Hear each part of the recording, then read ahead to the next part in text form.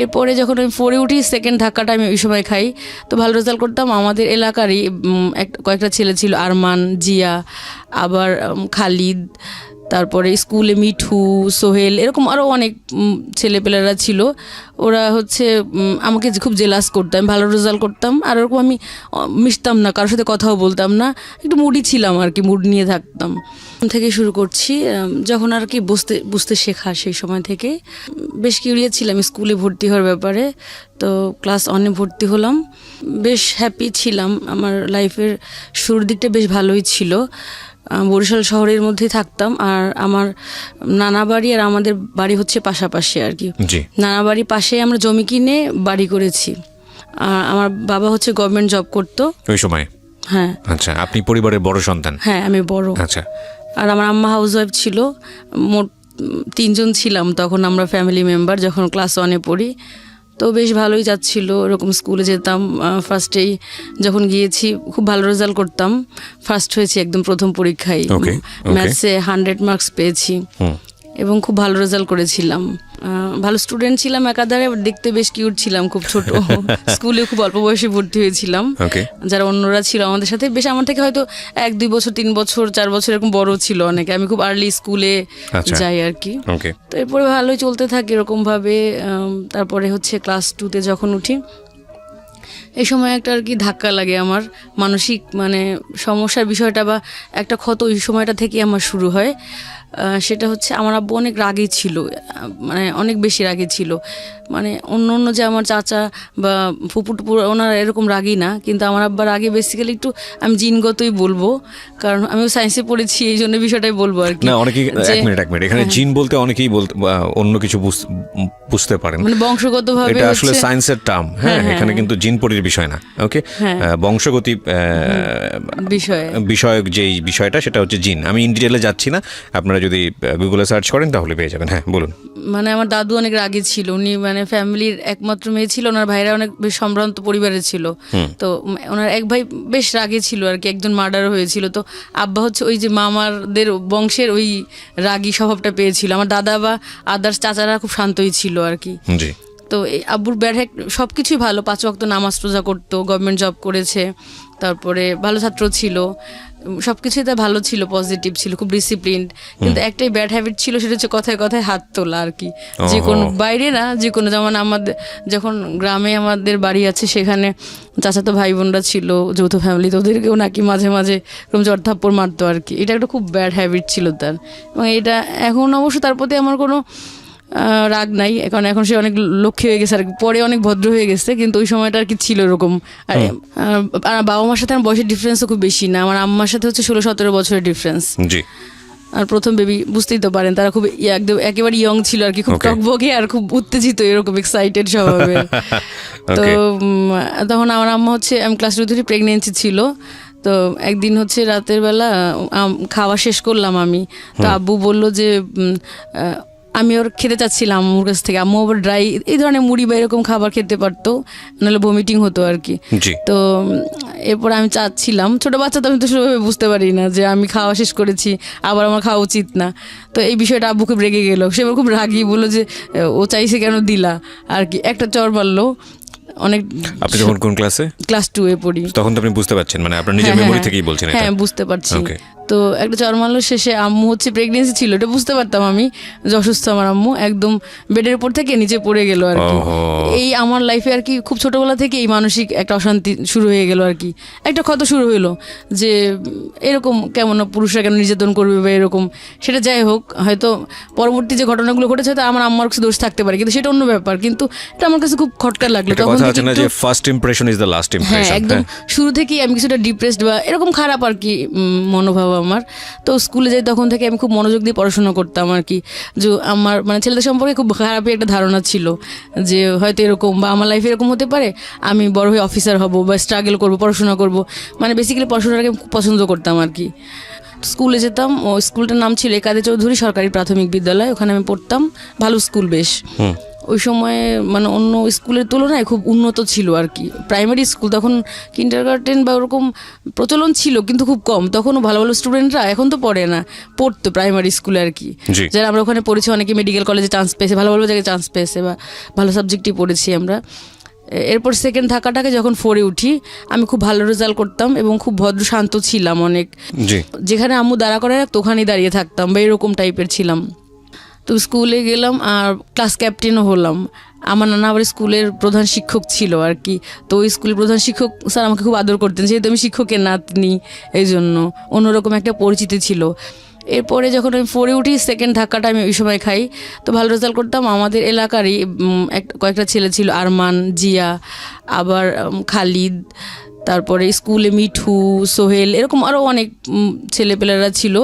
ওরা হচ্ছে আমাকে খুব জেলাস করতাম, ভালো রেজাল্ট করতাম আর ওরকম আমি মিশতাম না, কারোর সাথে কথাও বলতাম না, একটু মুডি ছিলাম আর কি, মুড নিয়ে থাকতাম।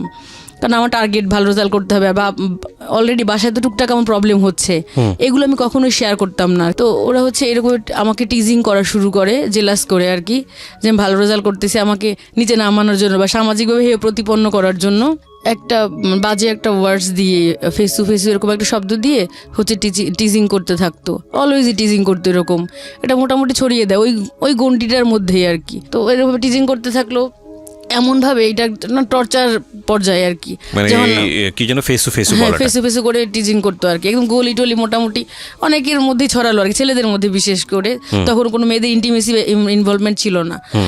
পরে হচ্ছে আমি খুব একটু ডিস্টার্ব ছিলাম, আর আমার একটু প্রবলেম ছিল, অ্যালার্জি প্রবলেম ছিল, আমার বায়ুবর্ণে অ্যালার্জি ছিল, বেশ ঠান্ডা, আর আমি খুব শুকনা ছিলাম, ঠান্ডা থাকতো এমনি হাত পা অনেক। আর শীতের দিনে এক্সাম থাকলে আমার খুব কষ্ট হতো, আমি ভালো এক্সাম দিতে পারতাম না, কারণ কোল্ড অ্যালার্জি ছিল, নাক দিয়ে পানি পড়তো বা হাত পা ঠান্ডা হয়ে যেত, বেশি রাত জেগে পড়তে পারতাম না, সন্ধ্যার সময় ঘুমায় থাকতে হতো লেপ বা কম্বল গায়ে দিয়ে এরকম। তো ওরা এরকম সবসময় উত্তক্ত করতো আমাকে। কোচিং করতে যেতাম 5 স্কলারশিপের জন্য, তখন উত্তক্ত করতো, সবসময় টিজিং করতেই থাকতো। এতে মানসিকভাবে আমি ডিপ্রেস থাকতাম, কারণ বাসায় তো আব্বা আম্মার মাঝে মাঝে মাঝে টুকটাক আর কি ঝামেলা হতো, এটা নিয়ে অরিড থাকতাম, ছোট বাচ্চা, শেয়ার করতাম না। আবার নেক্সট টিজিং নিয়ে খুব অশান্তির মধ্যে থাকতাম, কাগজ ছুঁড়ে মারতো আমার দিকে, ফুল টুল ছুঁড়ে মারতো স্কুলে যখন পড়তাম, সিঁড়ি দিয়ে ওঠার সময় এরকম। আপনাদের সহপাঠীরা এসব করতো? হ্যাঁ, আমার সহপাঠীরা এসব করতো। তো আমি তখন খুব খারাপ করে ফেলি, খুব আমার স্কলারশিপ পাওয়ার কথা, ট্যালেন্ট ফুল আমি পাই নাই, বৃত্তি পাই নাই। অন্য ছেলেরা যারা এরকম ডিস্টার্ব করতো তাদের মধ্যে একজন পেয়ে গেছে আর কি। ওকে। এবার 6-এ ভর্তি হলাম, গার্লস স্কুলে ভর্তি হলাম। যেখানে টার্গেট ছিল সেখানে অ্যাডমিশন দিয়েছিলাম, পাইনি।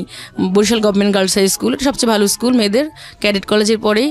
তো ওখানে পাইনি, আর দূরেও ছিল, আমার আম্মার বাচ্চা ছিল ছোটো ছোটো, যেতে পারি না ওইভাবে আর কি। তো জগদীশ সরস্বতী স্কুলে ভর্তি হলাম। এই 2 বছর আমার বেশি একটা প্রবলেম হয় নাই, বাসায় অনেক কাজ টাজ করতাম। তো এই 2 বছর স্কুলে বা বাইরে যাওয়া বেশি প্রবলেম হয়নি, কারণ ওই ছেলেরাও তো আবার ওরা অন্য স্কুলে ভর্তি হয়ে গিয়েছে, বয়েজ স্কুলগুলোতে। রাস্তায় টুকটাক করে টিজিং করতো হালকা, খুব বেশি প্রবলেম হয়নি। আর রেজাল্টও খুব ভালো করেছিলাম, 6-এ খুব ভালো রেজাল্ট করেছি, আর 7-এও খুব ভালো রেজাল্ট করেছি। তো ওখানে পড়তে গিয়ে এমনিতে কোনো সমস্যা ছিল না, কিন্তু আমার একটা ক্লাসমেট ছিল নীলাঞ্জনাশীল, তো ও আমাকে খুব কম্পিটিটর মনে করতো। অন্য সব মেয়েরা খুব ভালো ছিল, তাদের প্রত্যেকের সাথে আমার খুব ভালো অ্যাটাচমেন্ট ছিল।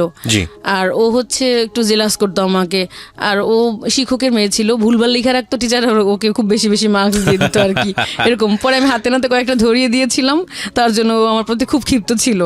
স্কুলে ডিসপ্লে করতে আমাকে দেয়নি, ও ডিসপ্লে করেছিল। আমার যখন করতে গেলাম, টিচাররা বললো কি তুমি এটা দেখাশোনা করবো, নীলাঞ্জনাকে দায়িত্ব দিল।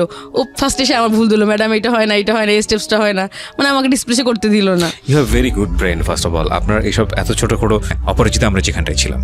তারপর হচ্ছে ও আমার প্রতি খুব ক্ষিপ্ত ছিল। তো নীলাঞ্জনার সাথে মার্কসের ডিফারেন্স হয়ে গেল অনেক। ও সংস্কৃতি পেয়েছে 40, আমি পেয়েছি 95, অনেক বেশি পেয়ে গেছি। তো প্রায় 150 মার্কসের ডিফারেন্স আমি ফার্স্ট হয়ে যাই। ওদিন ও হচ্ছে একদম রেজাল্ট দিয়েছিল সে মাঠের মধ্যে আর কি, মাঠে গড়াগড়ি করে কাঁদতেছিল আর কি, আমি যখন ওর থেকে ভালো মার্কস পেলাম। ওকে। তো এরপরে আমি ও কাঁদছিল, আপনার খুব আনন্দ হচ্ছিল? না না না, আমার কখনো আমি এরকম মেন্টালিটির ছিলাম না, আমার আনন্দ হয়নি, কারণ আমি খুব মানে very good, that's really good, cause আমরা অন্যের দুঃখে কখনোই যেন আনন্দিত না হই। যেমন আমি ছোট ছিলাম, অনেকে পাগল প্রতিবন্ধীদেরকে দেখলে হাসতো, কিন্তু আমার খুব জিদ লাগতো কেন প্রতিবন্ধীদেরকে দেখলে হাসবে। আমি সবসময় হেল্প করার চেষ্টা করতাম, পুরদেরকে বা যারা অসহায় ওদের পাশে দাঁড়ানোর চেষ্টা করতাম সবসময়। তো এরপরে আমি হচ্ছে বরিশাল গভর্নমেন্ট গার্লসে অ্যাডমিশন টেস্ট দিই, ওখানে হচ্ছে 3rd হয়ে এবার আর কি অ্যাডমিশন নিলাম। আবার হচ্ছে ট্রান্সফার সার্টিফিকেট দেখিয়েছি আব্বার, কারণ হচ্ছে গভর্নমেন্ট জব করতো ওইভাবে আর কি। তো অ্যাডমিশন নিয়ে নিলাম। এবার আমার উপর আবার টর্চার, হেঁটে উঠে গেছি, একটু বড় হয়ে গেছি, ওই যে এলাকার পোলাপানগুলো আবার হচ্ছে স্কুলে পিছন পিছন যেত আমাকে, বাজে আজে বাজে কিছু পোলাপান একদম ওই ক্লাসের যেগুলো টিচিং করতো ওগুলো না, অন্যগুলো আর কি ছড়িয়ে দিয়েছে তো সাইকেলে হয় করে। সব জিনিসগুলো, ওরা হ্যাঁ। একদম স্কুলে যেত পিছন পিছন যেত, আর পিছন পিছন হচ্ছে টিচিং করতে করতে যেত। ওইটাকে ঘিরে এমনিতেও মানে প্রেম করার জন্য ঘুরতো অনেক ছেলেপেলেরা আর কি। একটা জিনিস খেয়াল রাখবেন, বারবার হচ্ছে রাইট, আমাদের একটু ইন্টারাপ্ট করছি আপনাকে, একটা জিনিস অবশ্যই খেয়াল রাখা দরকার প্রিয় শ্রোতা, যে যারা কখনো এই ইফটিজের শিকার হননি তারা আসলে বুঝবেন না যে এটা আসলে কতটা ভয়ানক হতে পারে। খুব স্বাভাবিক না একটা মানুষ, আপনি ধরুন আপনি নিজেকে চিন্তা করুন, একটা ছেলে কিংবা মেয়ে না, আপনি ঘর থেকে বের হয়েছেন, আপনার চারপাশের লোকজন আপনাকে অন্য একটা নামে খ্যাপাচ্ছে, একবার দুইবার সেটা ভালো লাগতে পারে বা আপনি হয়তো নেগলেক্ট করতে পারেন, কিন্তু এটা যদি ঘর থেকে বের হলে কন্টিনিউয়াসলি হতে থাকে এবং উল্টাপাল্টা আচরণ যদি হতে থাকে, তখন কিন্তু আপনি মেন্টালি ইমব্যালেন্স একটা পর্যায়ে পৌঁছে যাবেন। এবং শিশুদের ওই যৌক্তিক ব্যাপারটা কিন্তু মাথায় থাকে না, তখন ওর বয়স কিন্তু শিশু বয়স, এবং এটা কিন্তু র্যান্ডামলি বাড়ছে, যেটা স্কুল থেকে ধীরে ধীরে হাই স্কুলের দিকে যাচ্ছে। এগুলো একটু নোট রাখবেন। বলেন। তারপর হচ্ছে ভালো রেজাল্ট করতে না পেরে আমার বাসায় রাত্রেবেলা ঢিল মারতো যখন আমি পড়তে বসতাম। আমাদের 5 তলা ফাউন্ডেশন ছিল, টিন শেড, ওটা ছাড়া আমাদের আরেকটা বাড়ি আছে, আমরা এখন ওখানে থাকি আর কি, কিন্তু ওই সময় ওইটা ছিল আর কি, ওখানে ভাড়া দিয়ে দিয়েছি। তো ওই রাতের বেলা হচ্ছে কি সন্ধ্যার পরে ইচ্ছা মতো ঢিল ছুটতো আমাদের টিনের উপরে, কেন যে ছুটতো কেউ জানতো না, কিন্তু বড় হওয়ার পরে বুঝতে পেরেছি যে আসলে আপনার বাবা থাকতো না আপনাদের সঙ্গে ওই সময়? আব্বু তো দূরে চাকরি করতো, Right, ওই সময় আপনি মার সঙ্গেই থাকতেন? হ্যাঁ, আচ্ছা। আমি, মা আর ছোট 2টা ভাই বোন ছিল, আর পাশে নানা বাসা ছিল, থাকলে তো আলাদা একটা পরিবার, যেতাম, কিন্তু কেন মারতো সেটা কেউ জানতো না যে কেন ঢিল মারতো। হয়তো বা আরো ক্ষতি করার চেষ্টা করতে পারতো, কিন্তু আমার 4 মামা ছিল, ধারণা হয়তো আরো ক্ষতি করার চেষ্টা করতো, কিন্তু পারেনি, হয়তো ওই কারণে হয়তো বা ভয় পেতে হতে পারে। এইভাবে আর কি সমস্যাগুলো। আর ওই যখন মানে খোঁজ নিয়ে জেনেছে যে এই শব্দটা দিয়ে আমাকে মানে ক্ষতি করা যায়, আবার ওই শব্দটা ওরাও ব্যবহার করতে লাগলো, স্লোগানের মতো আর কি, মিছিলের মতো এরকম শুরু করলো ওরা। মোটামুটি কলেজের 50-70% মানুষ জেনে গেল আর কি, যেরকম বিষয়টা মানে বারবার ক্রমাগত করতেই থাকলো, আরও ছড়িয়ে পড়লো। তারপরে হচ্ছে আমি যখন ক্লাসে আসতাম, যেতাম হচ্ছে করিডোর দিয়ে, হ্যাচ্চো হ্যাচ্চো করে আমার গায়ের মধ্যে, চিন্তাও না আননোন ছেলেপেলেরা একদম থুথু ছিটিয়ে বা ওই যে সর্দি টর্দি কফ এগুলো ছুটিয়ে মানে ফেঁচু ফেঁচু হ্যাচ্চো হ্যাচ্চো করে আমার মুখের মধ্যে এসে একদম এরকম অ্যাটিচিউড করতো, যত ধরনের বিকৃত আচরণ করা যায় সর্বোচ্চ পর্যায়গুলো করতো। তারপর রাস্তা দিয়ে যেতাম, একটা পাগলি ছিল, ওই পাগলিটাকে শিখাই দিত, বলকে ফেসু ফেসু বল, ওই পাগলিটা নাচতো আর ফেসু ফেসু বলতো, বলে থুথু দে, আমার গায়ে থুথু পর্যন্ত দিয়েছে। My goodness. এরকম ভাবে মানে পাগলিটাকে দিয়ে দেওয়া হতো, বিভিন্নভাবে ভাই অত্যাচার করতো আমার উপরে। আমাকে ভয় দেখানোর জন্য একটা ছেলে, আমি নাম বলবো না, সে পরবর্তীতে মেডিকেল কলেজে চান্স পেয়েছিল এবং একটু টেররিস্ট টাইপের, পুলিশের ছেলে আবার। তো সে একবার কি করলো, আমাকে ভয় দেখানোর জন্য, আমি নিয়ে বসেছিলাম ক্লাসরুমের মধ্যে, পদার্থবিজ্ঞান বই পড়তেছিলাম, আমাকে ভয় দেখানোর জন্য দরজা আটকায় ফেললো এক পাশ থেকে, মানে ধর্ষণ এরকম টাইপের ভয় দেখায় অনেকে, দরজা আটকায় ফেললো। আমার বান্ধবী কী করলো, দৌড়ে বের হয়ে গেল ক্লাসরুম থেকে, কিন্তু আমি আর বের হই না, আমি এবার এমনিতে খুব স্ট্রিক্ট ছিলাম, কারণ আমি তো অনেক বিপদের সম্মুখীন ছিলাম, ভয় পেলে তো আমাকে চলবে না, তো আমি বের হইনি, পরে নিজেই খুলে দিল আর কি। প্রতিনিয়ত বিভিন্নভাবে, মানে কয়টা বলবো আর কি, সপ্তাহে হয়তো আমার মনেও নাই, এরকমভাবে মানে অত্যাচার করতেই লাগলো একটার পর একটা আমার উপরে আর কি। এর মধ্যে আমি সায়েন্স ফেয়ারে পার্টিসিপেট করলাম, তখন হচ্ছে আমি ফার্স্ট হলাম বরিশালে আর কি, বিভাগীয় পর্যায়ে, সবগুলো ঝালকাঠি, বরগুনা যেগুলো অন্য জেলা আছে সবগুলোর মধ্যে আর কি ফার্স্ট হলাম।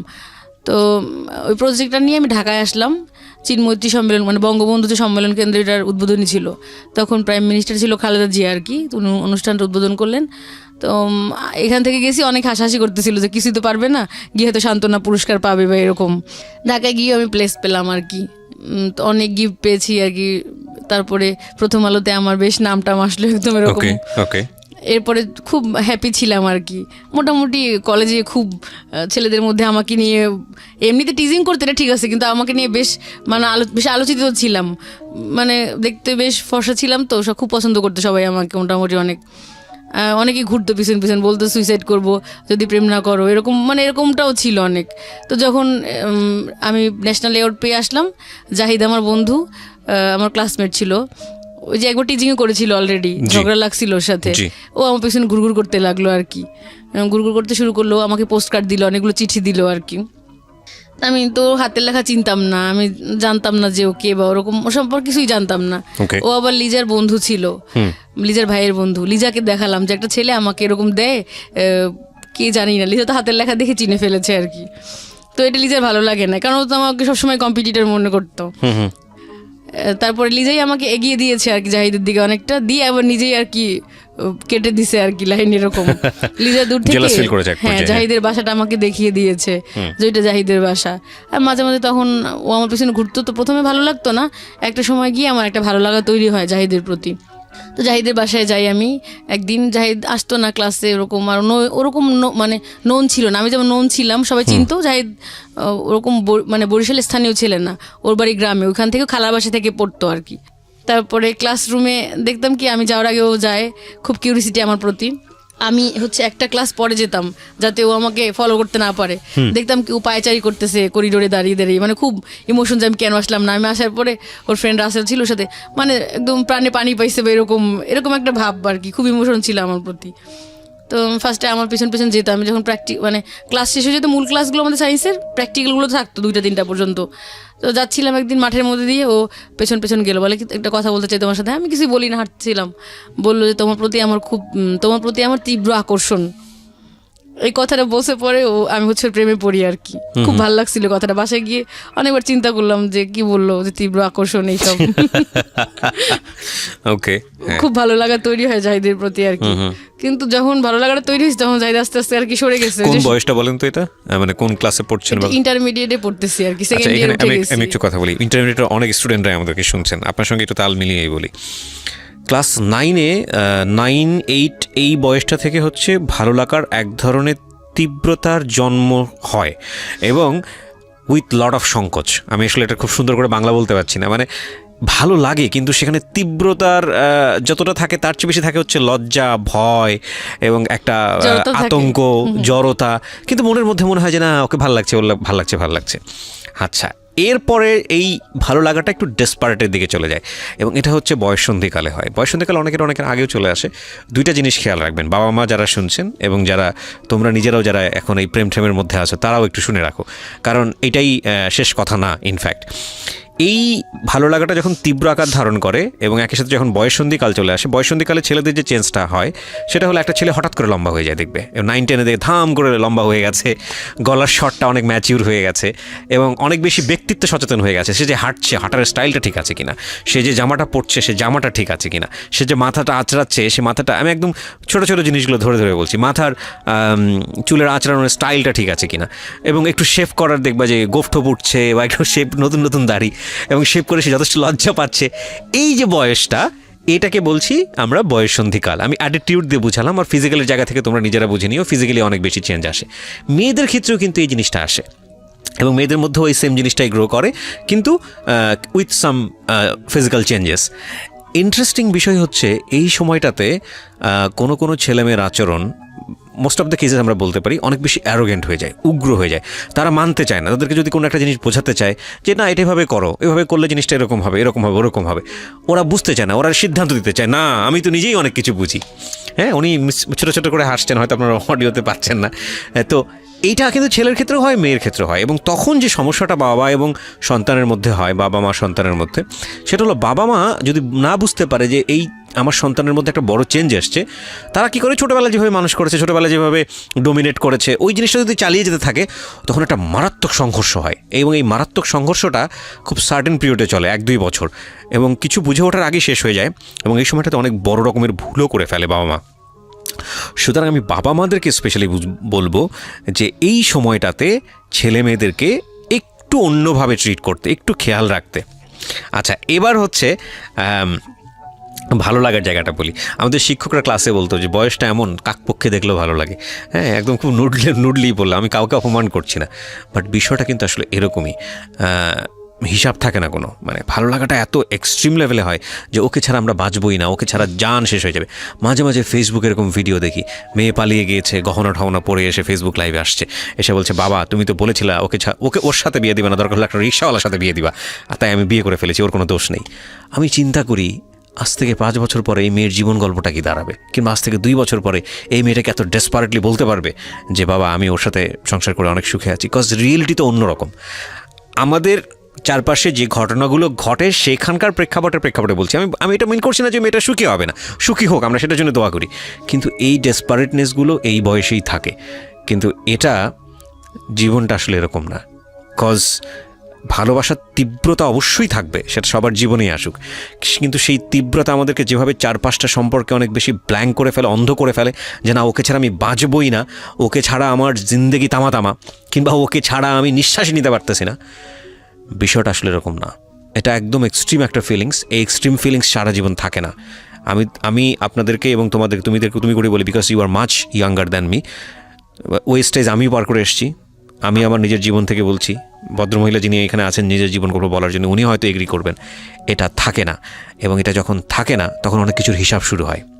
এই হিসাবে গিয়ে যদি ছেলেটা মেয়েটার কাছে হেরে যায় বা মেয়েটা ছেলের কাছে হেরে যায়, তখন শুরু হয় দুর্বিষহ জীবন।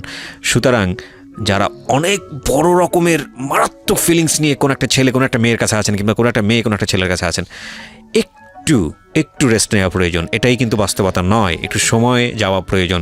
সুতরাং হুটহাট করে আমরা যেন কোনো ভুল না করে ফেলি।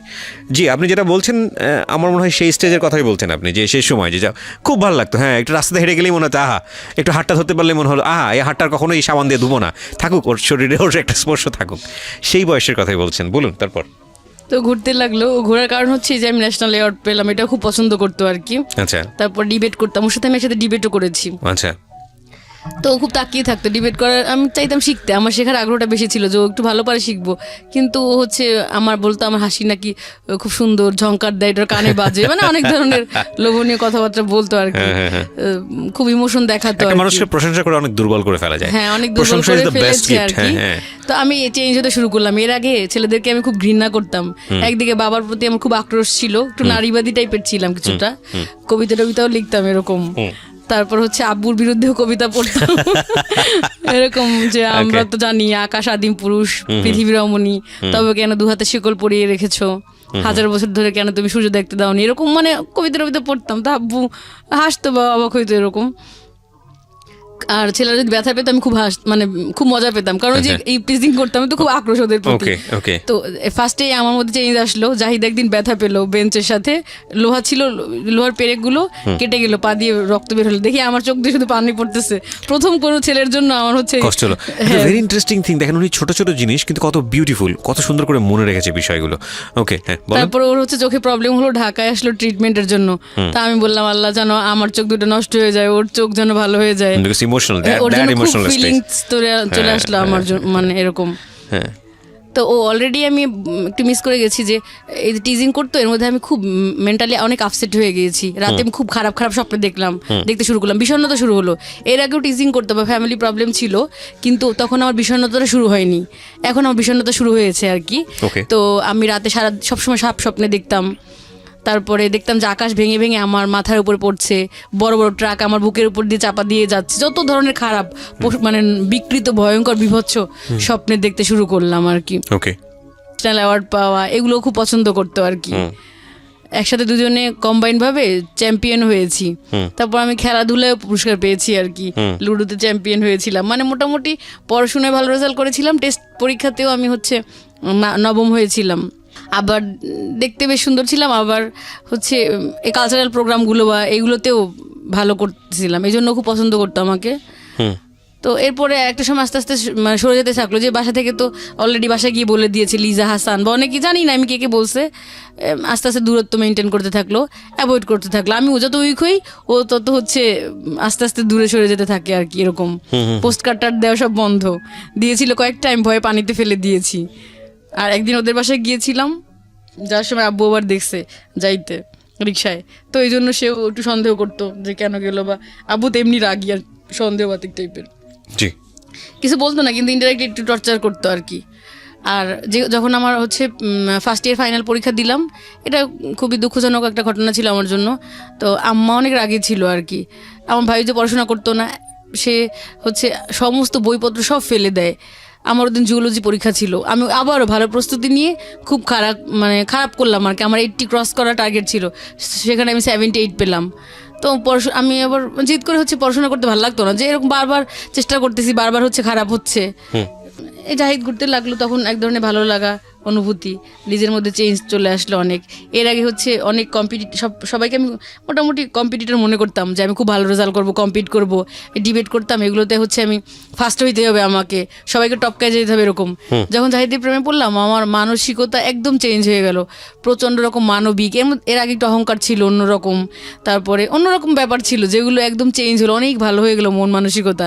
কাউকে আর কম্পিটিশনটা টর মনে করতেছি না, কাউকে জেলাস করতেছি না, কাউকে হচ্ছে ওরকমভাবে মানে একদম মনে হতো যে ও জিতলে আমি জিতবো আর কি, আমি হেরে গিয়ে ওকে জিতাইয়ে দিই, এরকম একটা মানসিকতা আর কি তৈরি হলো আমার। যাই হোক, এরকম টিজিং তো চলতেই থাকলো। আর জাহিদ আমাকে যে একটু আমি ওর প্রতি উইক হলাম, এর আগে তো ও ঘুরছে আমার পিছনে, যে আমি দুর্বল হলাম এই ও আমাকে উল্টা টর্চার করা শুরু করলো, বললো তোরই দোষ, পোলাপান তোরে টিজিং করে কেন, নিশ্চয়ই তুই কিছু করছো, তোরই দোষ। আর লিজাও এরকমভাবে টর্চার করতে শুরু করলো, বলে যে আমাদেরকে তো কেউ টিজিং করে না, তোমাকেই করে, সেই লিজার অনেক মানে এরকমভাবে আমাকে মেন্টাল টর্চার করতে লাগলো আর কি। আমি খুব হতাশ আর কি মোটামুটি এরকম। তো পরীক্ষার আগে আগে আমি স্বপ্নে দেখলাম কি যে একটা লাল শাপলা বড় একটা নদীর মধ্যে অনেক চেষ্টা করতেছে টিকে থাকার, আর অনেক ঘোলা পানি আর কি, ওকে বারবার ঢেউ দিয়ে উঠায় ফেলার চেষ্টা করতেছে, ও চেষ্টা করতেছে টিকে থাকার, আর ও মানে পানিটা ওকে উঠায় নিতে। একসময় শাপলা শিকড়টা উঠে গেছে একদম, পুরো মূল সহ একদম উঠে গেছে আর কি, এরকম স্বপ্নে দেখছি। এরপর তো পরীক্ষা দিলাম, এপ্রিল মাসে পরীক্ষা শুরু হলো। এর আগের বছরগুলোতে ছেলেমেয়েরা কম্বাইন্ড ছিল আর কি, মোটামুটি দেখে দেখে লেখার সুযোগ ছিল ছেলেদের কাছ থেকে। যে রাকিব, সানজিদ, মিঠুর আমাকে টিজিং করতো, ওদের সাথে আবার মুন্না পাশাপাশি রোল ছিল আমাদের। হ্যাঁ, এমনিতে ওরা টিজিং করতো কিন্তু কোনো স্ক্যান্ডাল ছড়ায়নি, বা ওদেরটা দেখে দেখে লেখার সুযোগ ছিল, ওরা ভালো ছাত্র ছিল, এমনি দেখাবে আর কি, এরকম হয়তো টিজিং করতো এরকম মেন্টালিটির। কিন্তু ওই বছর মেয়ে ছেলে আলাদা করে পড়লো। তারপরে বরিশাল কলেজে সিট পড়লো আর কি, 4 তলায় পড়লো, সেখানে কোনো ফ্যান ছিল না, কি যেন একটা গ্যাঞ্জাম হয়েছিল এর আগে, মারামারি কলেজে ফ্যান ট্যান আবার সব নিয়ে গেছে এরকম। তো প্রচণ্ড গরম ছিল একদম, গ্রীষ্মের মানে এপ্রিলের দিকে পরীক্ষা, আমার গলার স্বর বসে গেছিলো একদম, অনেক সিক থাকতাম, আমার তো অ্যালার্জি আছে, কোল্ড অ্যালার্জি, কফ টফ এরকম ছিল। ছেলেরা খুব ভালো রেজাল্ট করেছে, ওরা দেখে দেখে লিখছে, বা দেখছি আশেপাশে তো তাকিয়ে দেখেছি আর কি।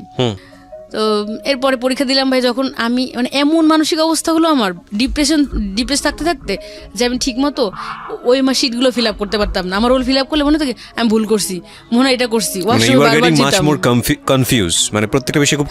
এরকম এই মানসিক অশান্তি শুরু হলো আমার আর কি সেকেন্ড ইয়ার থেকে। টিচিং করতে করতে এমন অবস্থা, জাহিদ আমাকে মেন্টাল টর্চার করতেছে, লিজা করতেছে, তোমাকে কেন বলে, নিশ্চয়ই তোমার প্রবলেম আছে, জাহিদ বল তোর দোষ। তো এতদিন সাহস পাইনি, যেই প্রেম মানে ভালোবাসছি, প্রেম করতাম না, তথাকথিত কোনো সম্পর্ক ছিল না, মানে পছন্দ করতাম, তখন সে বলতো যে আমার দোষ, এই জন্য পোলাপান আমাকে টিচিং করে, এইসব এগুলো বলতে শুরু করলো আর কি, মেন্টালি টর্চার করা শুরু করলো। এটা আমি খুব ভেঙে পড়লাম মানসিকভাবে আর কি। এরপর থেকে এই যে মানসিক সমস্যাগুলো আমার দেখা দিল, সবসময় খুঁত মনে হয় আমি ভুল লিখছি, তাহলে এটা করছি, যেটা আমি পারি জানি এইটাই ঠিক, কিন্তু অন্যদের যেটা বলতো ওইটাই আমার মনে হয় যে এইটাই ঠিক, আত্মবিশ্বাসের ঘাটতি। এর আগে এটা আমার ছিল না, এই ধরনের প্রবলেম আমার।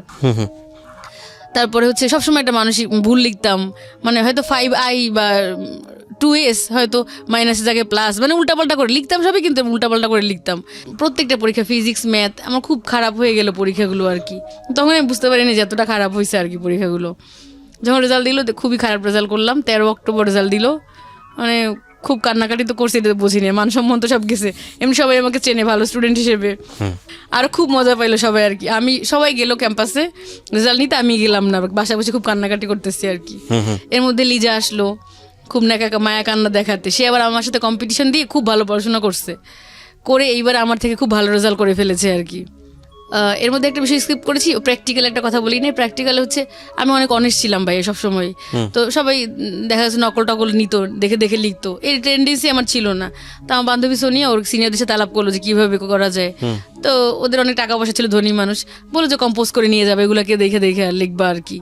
তো ছোটো ছোটো করে কম্পোজ করলো, 5টা-6টা করছে, করে ওই আমার বান্ধবী মনিকে দিছে, ও নিছে, আমাকে একটা দিল। মোটামুটি নীলাঞ্জনা, লিজা প্রত্যেকের কাছে নকল আছে, ওরা মানে ভেতরে রেখে বোরকা পড়তো, ভেতরে রেখে হচ্ছে করতেছে, লিখতেছে এরকম।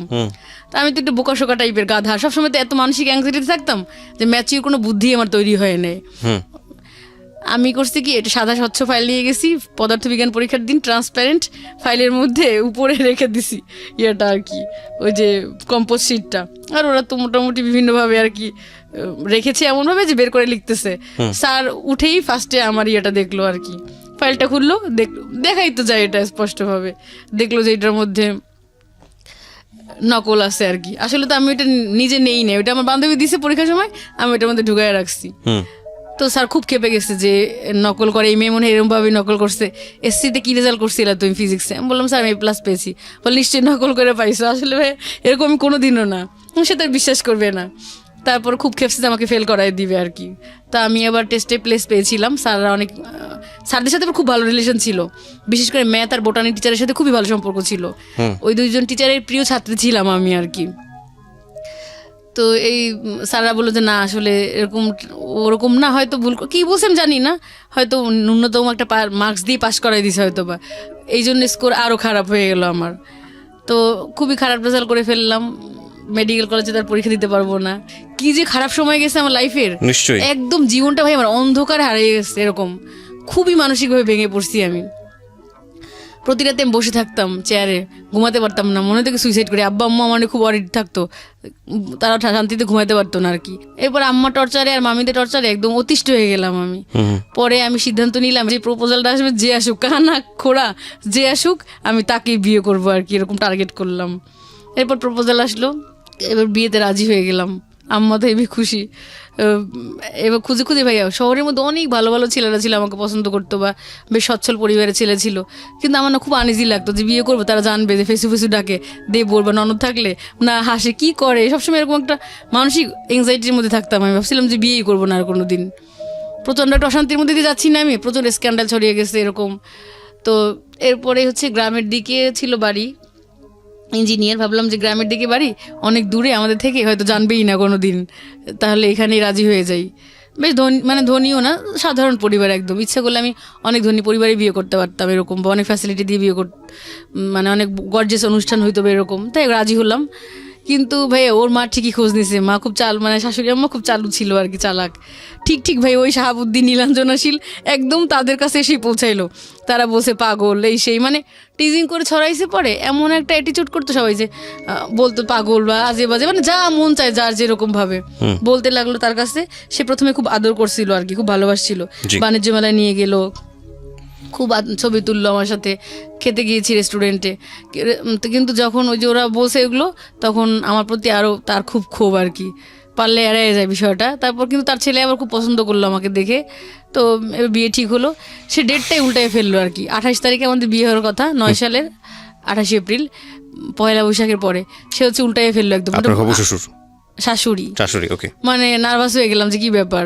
আর বিয়ের ব্যাপার ভাই এরকম মেয়েদের যে একবার যদি বলে দেন, যেরকমই হোক, হাই স্ট্যাটাস আর লো স্ট্যাটাস হোক, একবার যদি বলে ফেলেন মানুষকে, না করেন, তাহলে ভাববে কি মেয়েটার হয়তো দোষ আসছে কোনো। এই জন্য মনে হয় বিয়েটা নিজে যদি ভেঙে দেন, তাও মানুষ আপনাকে ওইভাবে মানে ট্রিট করবে। আর জাহিদ তো অলরেডি অন্যরকম হয়ে গেছে, সে এখন বড় অফিসার হয়ে গেছে। মাঝে মাঝে কথা হয় ফোনে তার সাথে, কিন্তু কিছু বলে না, পজিটিভ ছাড়েও না, মানে ফ্রেন্ডশিপ রাখছে। কথাটা তো বলতো, রাতে ফোন টোন দিত, কিন্তু কোনোদিন বলে না বিয়ে করবে, এগুলো বলে না, বা ছেড়ে দিছে তাও বলে না। বলতো ছোট এখনো, এখন নতুন চাকরি পাইছে, ভাইকে প্রাইভেট বিশ্ববিদ্যালয়ে পড়াচ্ছে আর কি, এরকম বলতো। এখন কিছুই বলতো না আর কি। কী করবো, সিদ্ধান্ত নিলাম বিয়ে করব। পরে হচ্ছে শাশুড়ি আম্মায় একটু খেপে গেলো আর কি আমার প্রতি, জানলো যখন এগুলো, তো বিয়ে ডেটে চেঞ্জ করে ফেলো। পরে 29 তারিখ, শাশুড়ি মা মানে হচ্ছে হবু শাশুড়ি, তখন তো হয়নি। হ্যাঁ, পরে হচ্ছে বিয়ে হবে। শুরু থেকেই ভাই বিভিন্ন ধরনের মানে শুরু করলো।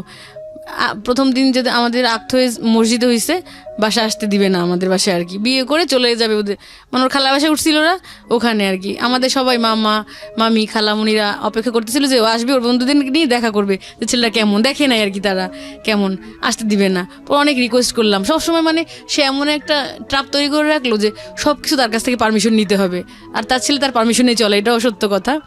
রিকোয়েস্ট করতে করতে আসতে দিল, আধা ঘন্টা তার টাইম পেতে দিল যে আধা ঘন্টা থাকতে পারবে। ওর 5টা ফ্রেন্ড নিয়ে আসলো।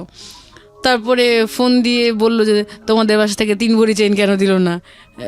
আমি বললাম যে 3 ভরি চেইন কখনো দেয়? 3 ভরিতে তো সীতাহারি বানানো যায়, তাহলে এইটা কেন? সেটা প্রত্যেকটা বিষয় নিয়ে আমার দোষ ধরতে লাগলো আর কি।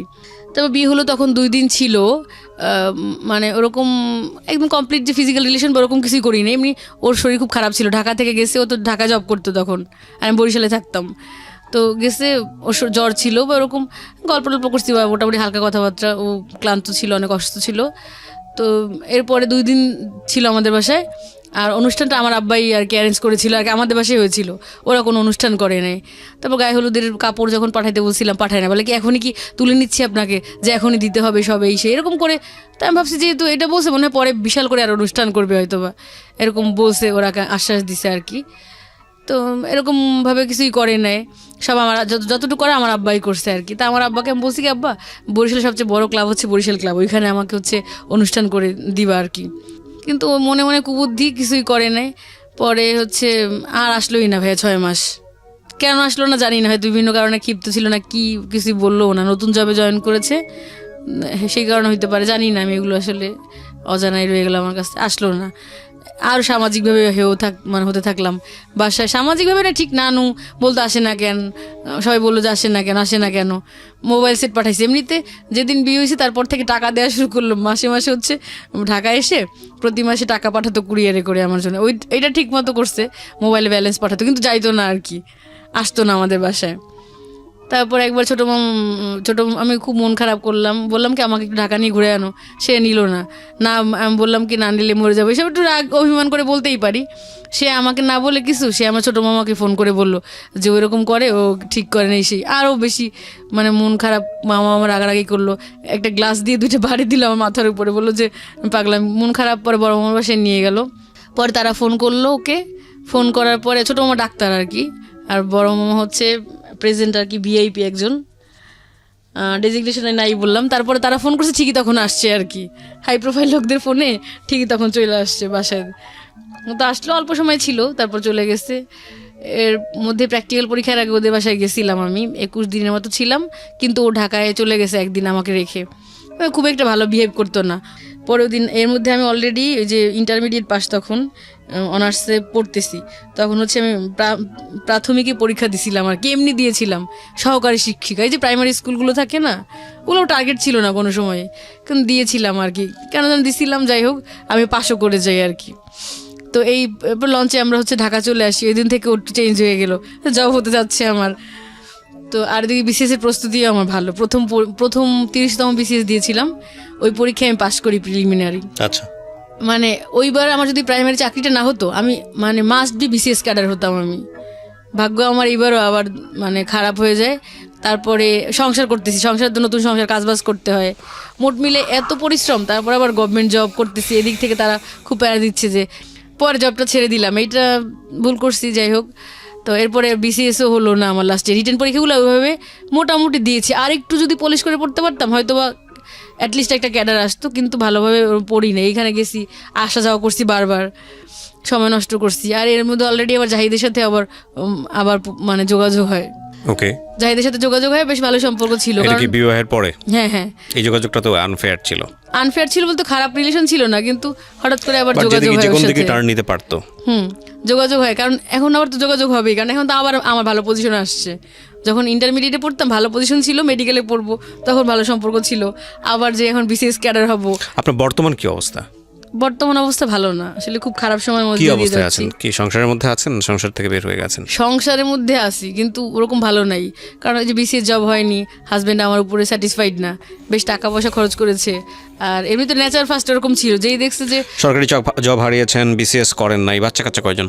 বাচ্চার একটা রিসেন্টলি নিয়েছি আর কি, এখন 1 বছর হয়নি। আপনার জামাই কি করেন? ও কম্পিউটার ইঞ্জিনিয়ার। ওকে, তো তার মানে আপনি যেটা বলতে চাচ্ছেন যে আপনার লাইফটা এরকম এলোমেলো হয়ে যাওয়ার পিছনের কারণটা হচ্ছে হলো আপনার ফ্যামিলি স্ট্রাকচারের জায়গাটাতে প্রপার গাইডেন্স না পাওয়া, আর দ্বিতীয়ত হচ্ছে হলো আপনাকে এই ইফটিজ করে আপনার জীবনটা শেষ করা। সবচেয়ে বেশি ক্ষতিকর ছিল। একটা জিনিস খেয়াল রাখা জরুরি প্রিয় শ্রোতা, আজকের এই গল্পে তেমন কিছুই নাই, মানে সেরকম অর্থে আপস অ্যান্ড ডাউন নাই। মেসেজ বলতে গেলে একটা গুরুত্বপূর্ণ মেসেজ আছে, সেটাও খুঁজতে হবে খুব ভিতরে গিয়ে। ওনার বলার ধরনের জায়গা থেকে কন্টিনিউয়াসলি মনোযোগ রাখাটাও খুব মুশকিল। তারপরেও আমরা এই গল্পটা বলার সুযোগ দিয়েছি একটা আসলে ওইভাবে অনেক আগে মনে হয় শুনেছি, মানে রিসেন্ট আসলে আমার শোনা টুকটাক ধারণা থাকতে পারে। ঠিক আছে, সমস্যা নেই। আমরা একেবারে ছোটবেলা থেকে শুরু করতে চাই, আপনার জীবনের যেখান থেকে আপনার মনে পড়ে। ছোটবেলা থেকে আমার বাড়তো কিশোরগঞ্জ, তো কিশোরগঞ্জের মাটি নদী, ওই নদীর কূলেই আর কি বেড়ে ওঠা। তো আমি শুরু করতে চাচ্ছি আর ফোকাস করতে চাচ্ছি হচ্ছে আমি যার ফ্যান, সে হচ্ছে এই উপমহাদেশের বরেণ্য রক লিজেন্ড জেমস ভাই, তো ওনার পার্ট থেকে আমি অ্যাকচুয়ালি চাচ্ছি শুরু করতে। তার আগে আমি আপনাকে একটু নিয়ে যেতে চাই পিছনে। সেটা হচ্ছে আপনি যে পরিবারে বড় হয়েছেন, আপনার বাবা কি করতো? আমার বাবা ব্যবসা করতেন, এখনো ব্যবসা করেন। ব্যবসা করেন। ক ভাই বোন ছিলেন আপনারা? আমি, আমার এক ভাই, আমার আর কোনো ভাই নাই, আর আমার 3 বোন। আপনি কি সবার বড়? আমি সবার বড়। সবার বড়। ওকে, তো কেমন পরিবেশে বড় হয়েছেন? মানে আমি জানতে চাচ্ছি যে পারিবারিক আর্থিক অবস্থা বা লেখাপড়া, প্রাথমিক, মাধ্যমিক এইসবগুলো যদি একটু আমাদের একটু বলতেন। খুব সাধারণ ফ্যামিলি থেকেই বড় হয়েছি। পড়াশোনা করেছি কিশোরগঞ্জ সাধারণ স্কুল কলেজে পড়াশোনা করেছি। সৌভাগ্য হয় নাই ভালো কোথাও মানে পড়াশোনার চেষ্টা কেন করেছি। সৌভাগ্য হয়নি? সৌভাগ্য হয় নাই, পারিবারিক সচ্ছলতার বিষয় ছিল।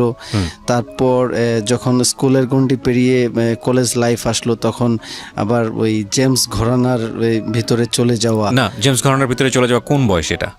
এটা আসলে 93-94 থেকে আমি ওই চাচা মামাদের সাথে গানগুলো শোনা হইতো। আচ্ছা। কিন্তু যখন 97 বা 98 তখন আমি ওই হাই স্কুলের স্টুডেন্ট। আচ্ছা। তখন থেকেই আর কি আমি মানে বেশি রকম আপনার ওই ওনার ওই আপনার আসক্তি হয়ে যাওয়া, যার জন্য আসলে পড়াশোনার মনটাও একটু মানে গানের প্রতি এত অ্যাডিক্টেড হয়ে গিয়েছিলেন যে আপনি মানে পড়াশোনার প্রতিও তেমন একটা মন বসতো না। হ্যাঁ, এক্স্যাক্ট তাই। ওকে, তো তারপরে কি হলো? এটা নিয়ে ফ্যামিলি থেকে চাপ দিত না, মারধর করতো না? প্রচুর চাপ দিত, সবসময়ই চাপ দিত। কারণ আমি আপনার তখন একটা হয়তো কি যে ফ্যামিলি থেকে 2 টাকা বা 1 টাকা পেতাম স্কুলে টিফিনের জন্য, আর ওই পয়সাটা জমিয়ে আর কি জেমস ভাইয়ের যে নতুন অ্যালবামগুলো আসতো, মিক্সড হোক বা একক অ্যালবামগুলো ছিল, এগুলো কিনতাম কিনে শোনার জন্য। ওকে। ট্যাপ রেকর্ডারের সেই ফিতার ক্যাসেট নষ্ট হয়ে যেত, 3-4 কপি করে কিনতে হইতো। তারপরে ওনার পোস্টার ছবি কিনতে হইতো ঘরে টানানোর জন্য, যার জন্য এই মানে একটু পেরেশানিতে থাকতাম আসলে পয়সাগুলা কালেক্ট করার। আচ্ছা। তারপরে ঢাকায় যখন কনসার্ট দেখতে আসতাম, তখন প্রথম কনসার্ট কবে দেখেছিলেন মনে আছে? আমি কনসার্ট দেখেছি প্রথম হচ্ছে 97-এ ঢাকায়। আচ্ছা, 97-এ। ওকে। আর আপনার কনসার্ট দেখার জন্য যখন আমি ঢাকা আসতাম, মানে একটা ঘটনা আমি আপনাদের সাথে শেয়ার করি। নিশ্চয়ই। খুব 99 বা 2000 এই মুহূর্তে আমি এক্সাক্ট টাইমটা বলতে পারতেছি না। ওই যে ঢাকা আপনার ওই যে এখন বঙ্গবন্ধু স্টেডিয়ামে আপনার ওই যে বিসিবির শো ছিল ক্রিকেটের, আপনার ওই যে বাংলাদেশ টেস্ট স্ট্যাটাস পাওয়ার পরে যে একটা শো ছিল, এই শোতে আসছিলাম। আমি 50 টাকা নিয়ে ঢাকা আসি। তখন আমি আমাদের গফরগাঁও থেকে ট্রেনের ছাদে করে কমলাপুর আসি। আচ্ছা। কোনো খরচ হয় নাই, কারণ আমার টার্গেট ছিল এই টাকার মধ্যে শো দেখতে হবে, ব্যাকও করতে হবে। হ্যাঁ, খরচ সব এটার ভিতরে করতে হবে। তখন দেখা গেল যে এই শোতে আপনার পুলিশের আঘাতে আমার এই যে হাতে ফ্র্যাকচার হয়। হ্যাঁ, তারপর এই পুলিশের আঘাত কেন? মানে পুলিশের আঘাত ছিল আপনার, আমি মানে একদম স্টেজের কাছে চলে যেতাম সব সময়, যে গুরুকে যেন কাছ থেকে দেখতে পারি। আচ্ছা। হ্যাঁ, তখন এরকম হাত দিয়ে স্টেজে ধরে রাখলাম, আপনার একটু মানে গ্যাদারিং হয়েছিল ভিতরে। আচ্ছা, কত সালের ঘটনা এটা? এটা 99 বা 2000। 99 বা 2000। ওকে, তখন আপনি কোন ক্লাসের স্টুডেন্ট? তখন আমি ক্লাস 8-এর স্টুডেন্ট। ক্লাস 8-এর স্টুডেন্ট। ওর ডেডিকেশনও দেখবেন প্রিয় শ্রোতা। ওর লাইফের স্টোরি বলতে গেলে আমি যেটা বোঝাতে চাচ্ছি যে ছোটবেলার গল্প, আসলে তেমন কোনো গল্প নাই। এবং ও ক্লাস 8-এ থাকা অবস্থায় জেমসের গানের কি পরিমাণ ফ্যান, ওর মধ্যে মানে ওর ভেতরে জন্ম নিচ্ছে রক গানের প্রতি, এবং সেখানে স্পেশালি জেমসের প্রতি যে ভালোবাসাটা।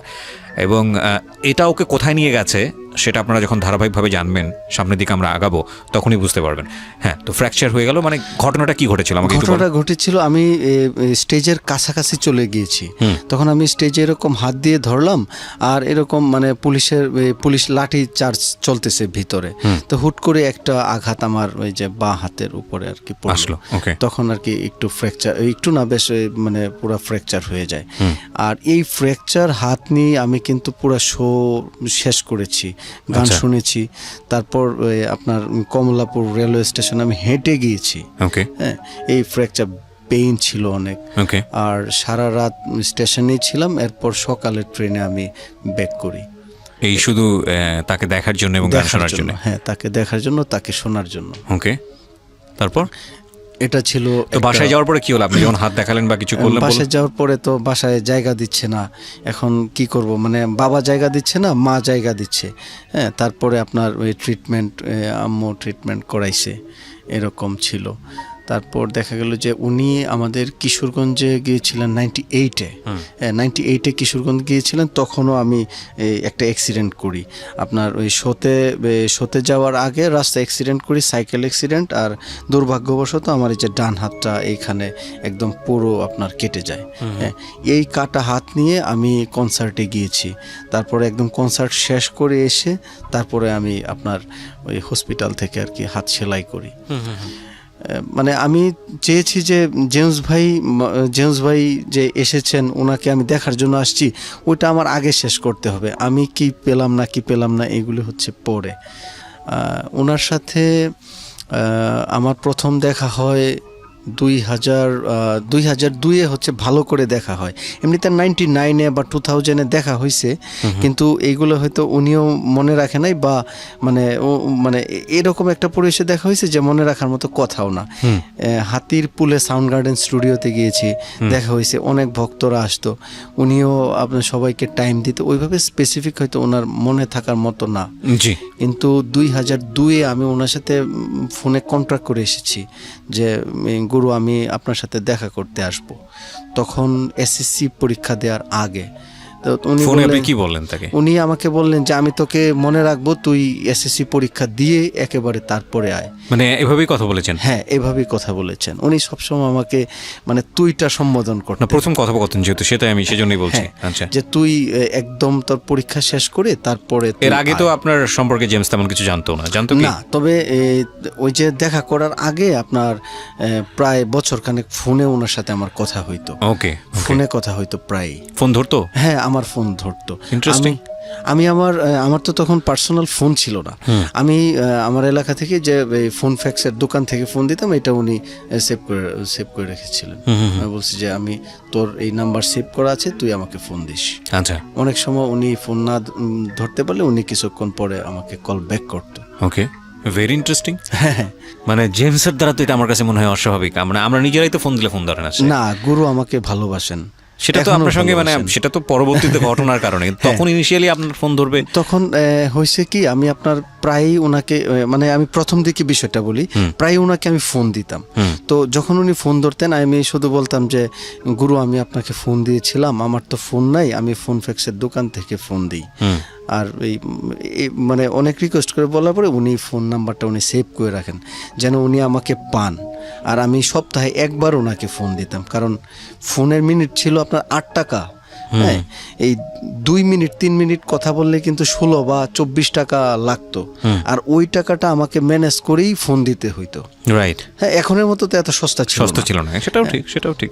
ফোনের একটা ভ্যালু ছিল, যার জন্য মানে এই ভ্যালুটা গুরু আমাকে দিতেন। বুঝতে পেরেছে যে না, ঠিক আছে। ওকে, তারপর আপনার এই এসএসসি পরীক্ষার পরে দেখা। এসএসসি পরীক্ষার পরে একদম মানে আমি একদম রেজাল্ট নিয়ে আসছি। আচ্ছা। এসএসসি পরীক্ষার পরে ফোন দিয়েছি, বললো যে তুই রেজাল্ট নিয়ে আয়, আমি পাস চাই। উনি আমাকে অ্যাপ্রিসিয়েট করেছেন যে আমি পাস চাই, আমি তোর রেজাল্টটা ভালো চাই। এরপরে একদম এসএসসি পরীক্ষা দিয়ে রেজাল্ট নিয়ে তারপরে আমি গুরুর সাথে দেখা করতে আসি, ওনার যে বাড়িধারায়। আচ্ছা, বাড়িধারায় দেখা করতে আসি। এটা যদিও সাউন্ড গার্ডেন স্টুডিওতে অনেকবার দেখা হয়েছে, কিন্তু এই দেখা আর এই দেখা হচ্ছে অনেক ডিফারেন্ট ছিল। কারণ এটা হচ্ছে একদম পার্সোনালি ওনার সাথে আমার মিট করা প্রথম। হ্যাঁ, আসলেন আপনি? উনি তো বললো যে তুমি এই দিন আসবা, বলছিল নাকি? আমাকে উনি টাইম দিয়েছেন যে তুই এই দিন আসবি। হ্যাঁ, এসে এই অ্যাড্রেস দিয়ে দিছে যে তুই গেটে এসে আমার কথা বলবি, আর আমাকে তুই ফোন দিস।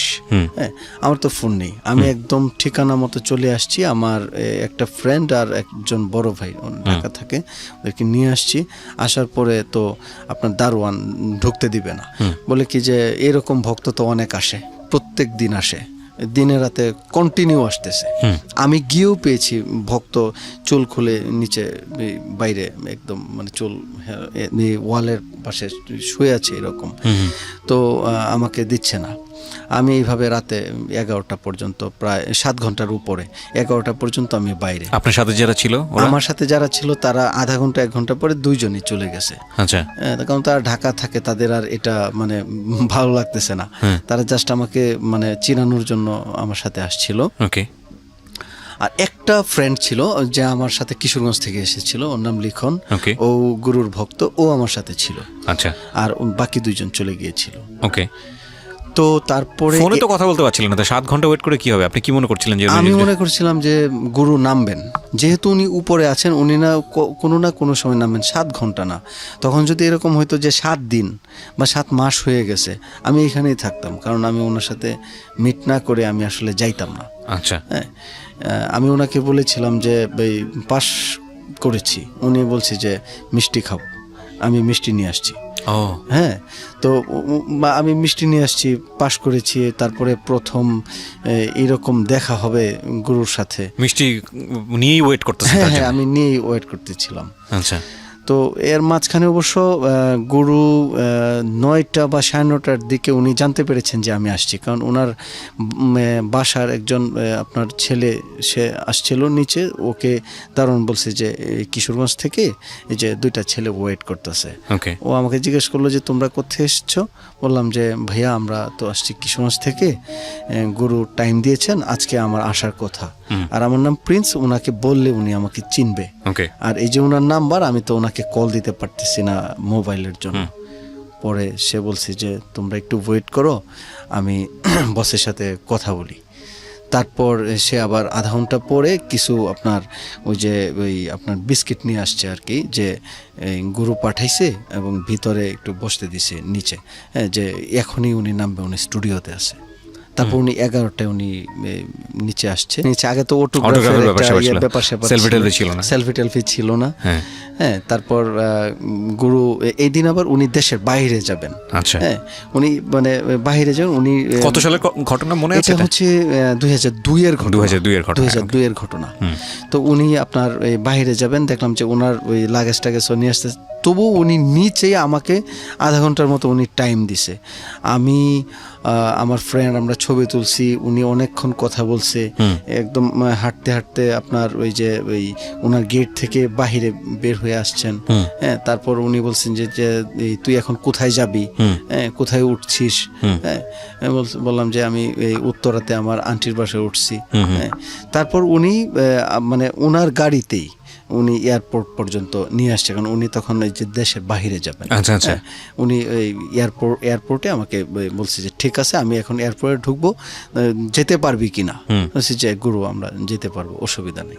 হ্যাঁ, তো উনি মানে এই ভালোবাসাটুকু, মানে যেটা আমার মানে চাওয়া ছিল না, চাওয়ার চেয়েও বেশি অ্যাকচুয়ালি উনি আমাকে দিয়েছেন। ফাইন, এইখান থেকে পজ দিয়ে আমি একটু ফ্ল্যাশব্যাকে যেতে চাই, মানে পিছনে। সেটা হচ্ছে যে আপনার বাসায় কি হতো জেমসকে নিয়ে, আপনার ব্যক্তিগত লাইফে কি হতো? আপনি কি সারাদিনই জেমসের গান শুনতেন? আমি সারাদিনই জেমস ভাইয়ের গান শুনতাম, সারাদিনে জেমস ভাইয়ের গান শুনতাম, কিন্তু বাসায় প্রচুর প্রবলেম ছিল কি, মানে আমার আব্বু একটু আর কি, একটু না ঠিক অনেকটাই মানে মানে খুব কড়া ছিলেন।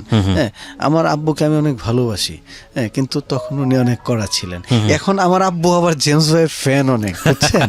জেমস ভাই এখনকার গল্প আমি পরে আসবো। হ্যাঁ, তারপর দেখা গেছে এরকম হয়েছে যে আমি আমার পরীক্ষা খারাপ করছি, আমাকে একদম মানে মানে এটা আসলে মিডিয়ায় আমার এইভাবে বলা ঠিক হচ্ছে না, আপনি বলেন, আপনি এখানে অনেক ধরনের গল্প যায়। এখানে মানে হাতে দাগ আছে পুরা, যে ক্যাসেট গলায় একদম হাতের মধ্যে ফেলায় দিছে। ক্যাসেট গলিয়ে মানে একদম মানে আগুনে পুরাই হাতে ফেলায় দিছে। এই গান শুনতে শুনতে আপনার পরীক্ষা খারাপ হতো এই কারণে?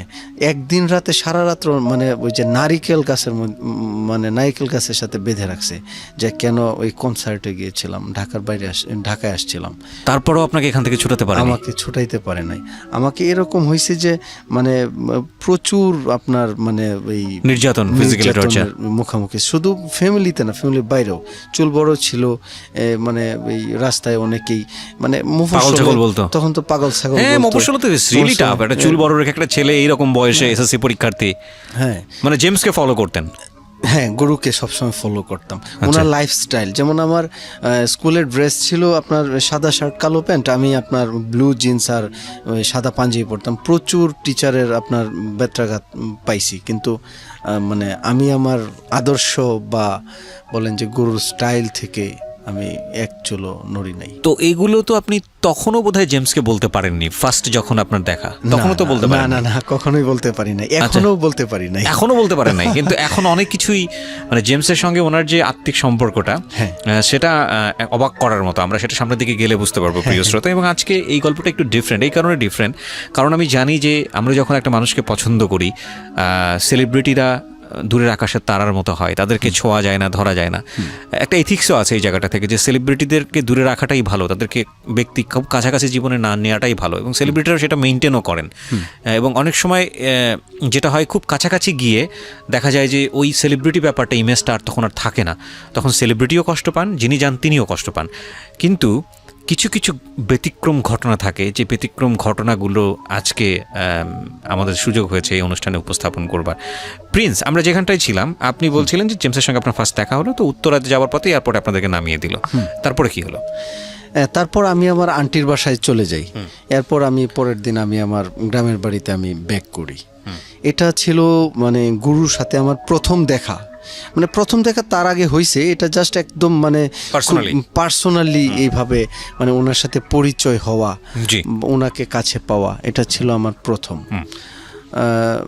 আরও আপনার কিছু ঘটনা আমি উল্লেখ করব, মানে ওনার জন্য যেটা হয়েছে। আমি আমার এরকম 2000 সনের ঘটনা, আমি 2000 সনে ফার্স্ট জানতে পারি যে ওনার বার্থডে হচ্ছে অক্টোবরের 2 তারিখ। আমি তখন থেকেই আমি ঘরোয়াভাবে ওনার বার্থডেটা আমি পালন করি। ঘরে একটু কেক টেক কাটি, ঘরের মধ্যে নিজের ঘরে আমার ফ্রেন্ডদেরকে নিয়ে আপনার একটু ওনার সম্পর্কে মানে আলোচনা করি, ওনার লাইফস্টাইল, তারপরে ওনার জন্য চেষ্টা করি একটু মসজিদে একটু দোয়া মাহফিলের আয়োজন বা নিজেরা দোয়া করি। এগুলো জেমস জানতো না? এইগুলা জানতেন না। আচ্ছা, এইগুলা জানতেন না। তারপর আপনার উনি যখন 2000 সন থেকে ওনার বার্থডেটা আমি পালন করে আসতেছি ঘরোয়াভাবে, এবং 2000 সনে আমার থানা হচ্ছে হোসেনপুর, কিশোরগঞ্জ জেলা হোসেনপুর। এখানে একটা মেইন রুট, আমি এটার নামকরণ করেছি নিজ উদ্যোগে জেমস রুট, যেটা হচ্ছে মেইন একটা রুট, ঢাকার বাস চলে এই রুট দিয়ে। তো এই রুটের নামকরণ করেছি জেমস রুট। ছবি অনেক ছবি আছে এই রুটের। নিজে নামকরণ করেছেন? নিজের নামকরণ করলেন। এটা আপনার ওই যে নিজে ওই যে ছোট ছোট আপনার ওই যে প্লেকার্ড টাইপের আপনার ওই যে টিনের মধ্যে আপনার পেইন্টিং করে লিখেছি যে স্বাগতম জেমস রুট এরো দিয়ে, একদম বিদ্যুতের পিলারগুলোতে আমি আপনার এগুলো মেরে দিয়েছি। মানে এরকম হয়েছে যে সাইকেল দিয়ে যাচ্ছি, এক ফ্রেন্ডকে বললাম যে তুই সাইকেলটা ধর, আমি এটা মাইরে দিই। আচ্ছা, মেরে দিয়েছি, মানে নিজ উদ্যোগে নিজের দিয়ে জেমস রুট করে দিয়েছি। এইটার জন্য হইলো কি আমাকে মানে পুলিশ ধরে নিয়ে গেছে একদিন। আচ্ছা, এটা কি 2000 সালের ঘটনা? এটা 2000 সনের ঘটনা। আচ্ছা, কিভাবে ধরলো? পুলিশ ধরে নিয়ে গেছে। আমাদের টিওনো এই রোডে যাচ্ছে, সে হঠাৎ দেখলো কি এরকম কে লাগাইছে, উনি দেখে উনি নাইমা ধরে পুলিশে আপনার মেসেজ দিয়েছে, পুলিশ এসে আমাকে ধরে নিয়ে গেছে। আচ্ছা, হ্যাঁ, তো মানে একদিন ছিলামও থানার হাজতে একদিন ছিলামও। তো কি করলো, আমাকে বন্দি করলো একদিনের জন্য। ভালোবাসা তো আর বন্দি করতে পারে না। এখনো জেমস রোড নামে সবাই চিনে। আসলে এই কোন রোডটা এটা বলেন তো? এটা আমার হোসেনপুর উপজেলা, কিশোরগঞ্জ জেলা। কিশোরগঞ্জ জেলার হোসেনপুর উপজেলা। এটা হচ্ছে আপনার এই রুটটা কলেজের মোড় থেকে একদম হসপিটাল মোড় পর্যন্ত একটা রুট, প্রায় 1 কিলোমিটারের মতো পাকা রাস্তা। তো মেইন রুট, ঢাকার বাস চলে হচ্ছে এই রোডে। ওইটুকুর নাম হয়েছে জেমস রোড। সবাই জেমস রোড নামে চিনে। আচ্ছা, এই জেমস রোডের আশেপাশে যদি কেউ থেকে থাকেন আজকে আমাদের স্টুডিওতে যারা শুনছেন, তারা প্লিজ এই রোডটার ছবি তুলে আমার ফেসবুকে এটা পোস্ট করবেন, আমি একটু দেখতে চাই এই রোডটা।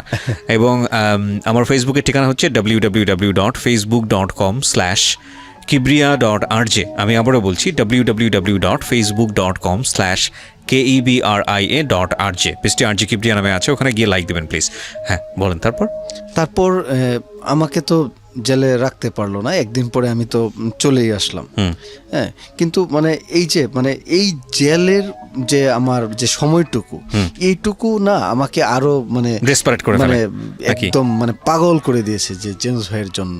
আচ্ছা, হ্যাঁ, আর ফিল করেছি তখন জেমস ভাইয়ের সেই গান জেল থেকে বলছি।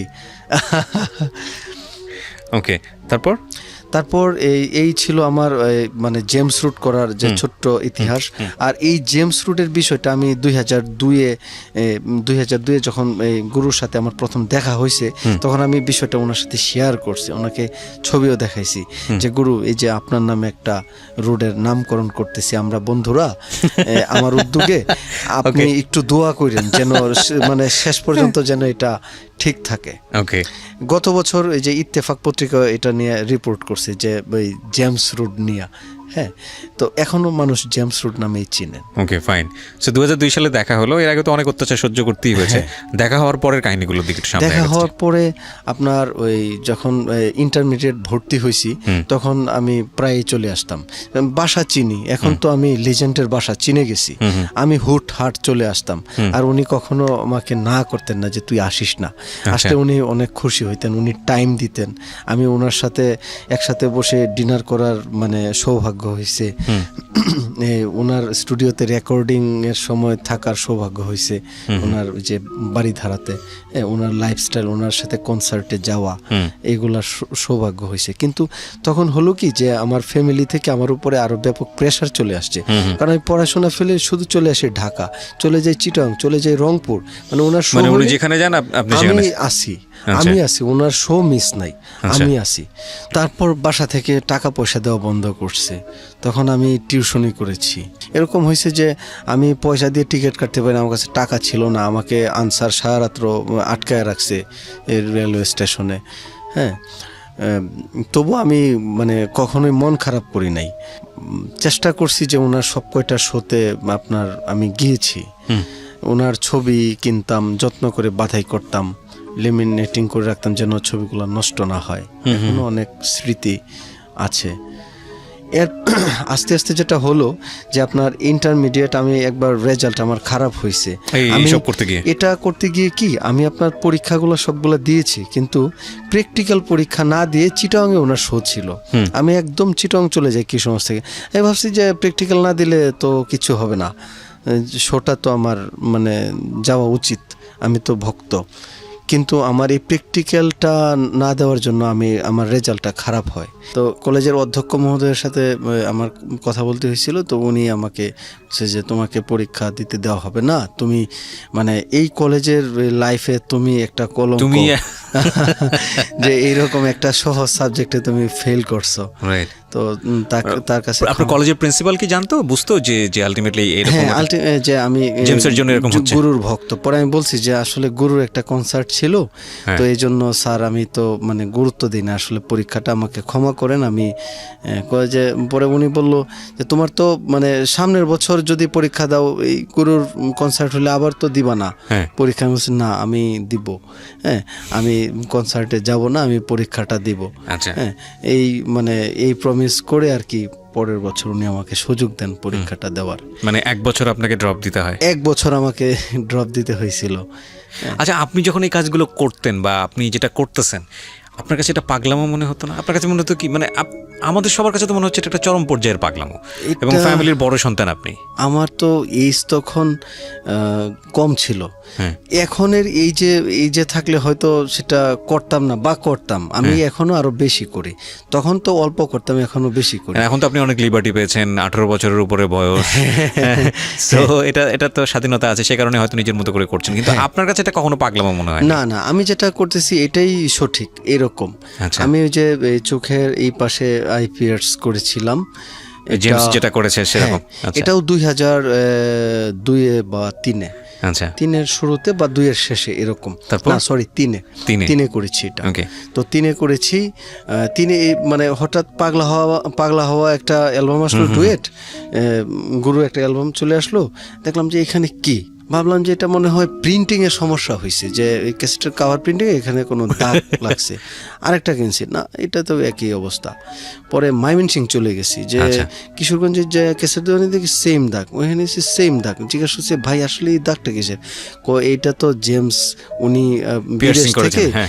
আপনার একটু স্টাইল করে আসছেন, আচ্ছা। ঠিক আছে, এটা মানে নতুন, ওয়ার্ল্ডে নতুন, হ্যাঁ। আমার তো এটা করতে হবে। বাংলাদেশে তো এটা করা যায় না। বাংলাদেশে তো এটা করা যায় না। হ্যাঁ। এটা আমি গুরুর সাথেও শেয়ার করি নাই। ভাবলাম যে কোথায় করি। আমি 1-2 মাস ঘুরছি, যে এটা কেউ বুঝেই না এটা আসলে কি। এই ভ্রুটা ফুটা করে এখানে একটা রিং পরানো, আমাদের যারা লিসনার আছেন রেডিওতে তাদের সহজ করার জন্য বলছি, মানে জেমসের এটা কিন্তু একটা খুবই পপুলার একটা স্টাইল, কিন্তু এটা খুব কঠিন, যে কেউ ফলো করা এটা খুব কঠিন, কারণ ভ্রুটাকে ফুটা করে ওখানে একটা রিং পরানো এখন বাংলাদেশে অহরহ পাড়ারগুলোতে হয়তো বা সম্ভব, কিন্তু সেই সময়টা তো সম্ভব ছিল না। তারপর আমি 2-3 মাস ট্রাই করার পরে আমি জেমস ভাইকে ফোন দিয়েছি যে গুরু আমি এই স্টাইলটা করতে চাই। আমি আসলে তখন এটা নামও জানা, কি স্টাইল করতে চাস তুই? যে গুরু আপনি যে চোখের এখানে একটা যে দোল টাইপের পড়েছেন, বলে কি যাহারে এগুলা করিস না, এগুলো তো আমি বিদেশ থেকে করে নিয়ে এসেছি, আমেরিকা থেকে করছি, এগুলো তো বাংলাদেশে নাই, এগুলা পাগলামি করিস না। তবুও আমি করেছি। কোথায় করলাম? হসপিটালে করলাম। টাকা দিয়ে ওই যে যারা ওই যে কেটে গেলে সেলাই করে, ওই সুজ দিয়ে আমি অনেক রিকোয়েস্ট করে না, ঠিক আছে, কিন্তু যারা যে জব করে হসপিটালে সে না, আপনার কিছু বয় থাকে না, ওদেরকে দিয়ে আমি এটা করায় নিছি। কোনো ইনফেকশন হলে চোখের মতো একটা জায়গা, আমার অলরেডি বা চোখে আমি কম ভীষণ 20 বা 15% ভীষণ এখন। কি বলেন? এটার কারণে আমি জানি না ঠিক, তবে এরপরেই আমি বুঝতে পারলাম যে ভীষণটা কমে গেছে। তো কখন ভীষণটা কমছে? একবার এটা করার মনে হয় 7-8 মাস পরে আমি। আচ্ছা, তাহলে একটা কাজ করি আমরা কিন্তু আপনার যখন গল্পটা শুনছিলাম অনেক রকমের হেডলাইন পেয়ে গেছি। ইউটিউবে হেডলাইন কি হতে পারে? যে ভিডিওটা হচ্ছে আমরা দিব ইউটিউবে। আচ্ছা, হেডলাইন কিরকম হতে পারে? যে জেমসের কারণে অন্ধ হয়ে গেলেন তার এক পাগল ভক্ত। না, সরি, এটা কখনোই না। আমি জাস্ট কিডিং, কারণ ইউটিউবে এরকম অসংখ্য পচা হেডলাইন আছে, ভিতরে আসলে কিছুই নাই এরকম কন্টেন্ট। আমি জাস্ট মজা করার জন্য বলতেছি, কিন্তু আমার মনে হয় ওই বেশি কষ্ট পাবে। দেখেন, মানে মানুষের ভালোবাসাটা কত মারাত্মক হতে পারে, কত ভয়াবহ হতে পারে। এবং এটা আমার যেটা মনে হয় যে ওর 2 চোখ যদি অন্ধ হয়ে যায় এবং ওটা যদি জেমসের জন্য দিয়ে দিতে হয়, ও সেই টাইপের পাগল ফ্যান। My goodness. এটা অবশ্যই আমার। তারপর এই 7-8 মাস পরে হইল কি, আমি একটা কনসার্টে গিয়েছিলাম, আপনার এটা হচ্ছে ইয়াতে, ওই যে কি বলে কেরানীগঞ্জের এই দিকে। প্রিয় শ্রোতা, এইখান থেকে আমরা ফিরবো। এতটুকু পার্ট আপনি একেবারে আনএডিট অবস্থায় আপনি শুনতে পাচ্ছেন অনেরে। আমরা এই পার্টের একটা ভিডিও আমাদের ইউটিউব চ্যানেলে আপলোড করছি, যে কে এই পাগল ভক্ত এবং এই পাগলামোর চূড়ান্ত কত বড় হতে পারে নিজের বাপের জমি বিক্রি করে জেমসের নামে কোনো কিছু করা। এবং সেই জায়গাগুলোতে আমরা আসতেছি, কেবল তো চোখে আছেন আপনি, আরও কত কি। এটা হয়তো বা ওকে নিয়ে অনেক রিপোর্ট হয়েছে পত্রপত্রিকাতে, অনেকে পড়েছেন, তাকে আজকে আপনারা সরাসরি শুনতে পাচ্ছেন আমাদের রেডিওতে। পাগলামোর চূড়ান্ত কাকে বলে। এবং ওকে যদি আপনারা দেখতে চান, আমরা একটা ভিডিও আপলোড করছি আমাদের ইউটিউব চ্যানেলে, প্লিজ কাম হিয়ার। আমাদের ইউটিউবের ঠিকানা হচ্ছে www.youtube.com/DFM904। আমি আবারও বলছি, youtube.com/DFM904।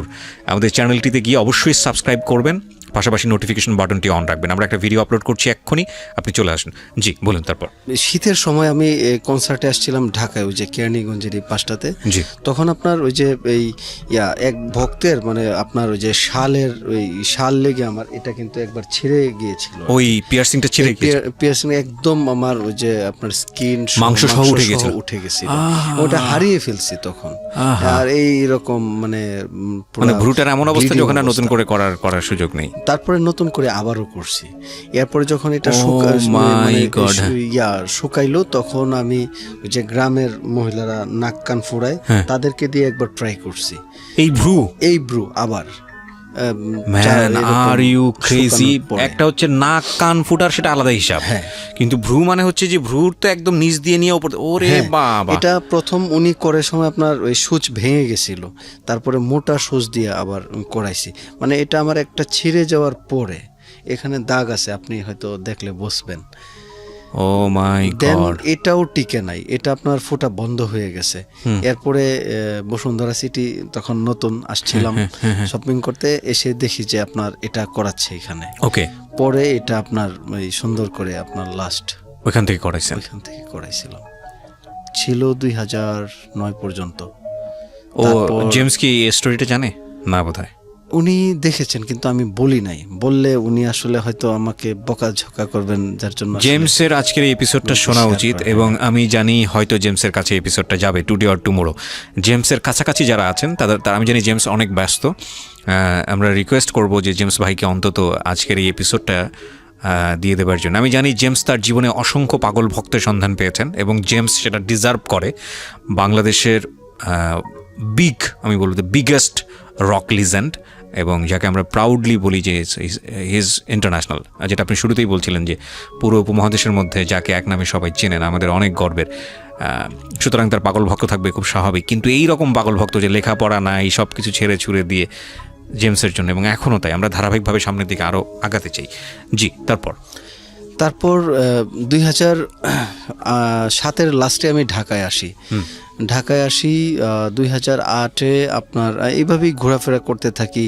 ওই মানে তখন হইলো কি যে ইন্টারমিডিয়েট পাশ করার পরে আমি আপনার ওই গ্র্যাজুয়েশনের জন্য ওই মানে কলেজে ভর্তি হয়েছি, কিন্তু চুল বড়, ঠিক মতো আপনার কলেজেও শান্তি পাই না। সবাই মানে এই যারা ওই ফ্রেন্ড বা জুনিয়র সিনিয়র সবাই একটু টিজ করে যে এরকম চুল বড় মেয়েদের মতো থাকে না, মুফস্বল আগে এরকম ছিল, পাগল টাগল বলতো।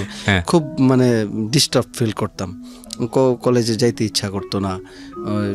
টিচাররা দাঁড় করায় রাখতো কান ধরিয়া, বের করে দিত যে চুল কাইটা তারপরে ঢোক। কিন্তু আমি কখনো মানে তাদের মানে কথা শুনি নাই। তারপর ঢাকায় চলে আসছি যে ভাল লাগতেছে না। ফ্যামিলিতে মানে 2-3 বছর হলো যে আমার ফাদার আমার সাথে কথা বলেন না, মাথা চুল বড় রাখছি, কারণ প্রত্যেক দিন এই রক্তের পয়সা খরচ করে। কিসের বিজনেস ছিল না?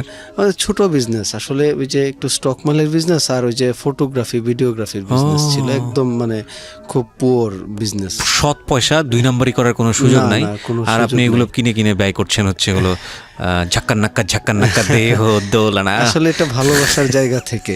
Exactly, we also respect that, যে আপনি যাই ভালোবাসেন না কেন, যে ওই জিনিসটা থেকে একটা না একটা রেজাল্ট অফকোর্স আসবে।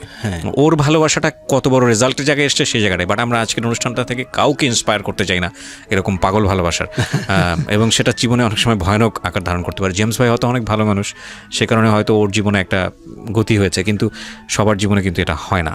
হ্যাঁ, এবং এত পাগল ভালোবেসে কাছে গিয়ে অনেক সময় কষ্ট পেতে হয়, অনেক কষ্ট পেতে হয়। জি, প্রিন্স ভাই বলুন।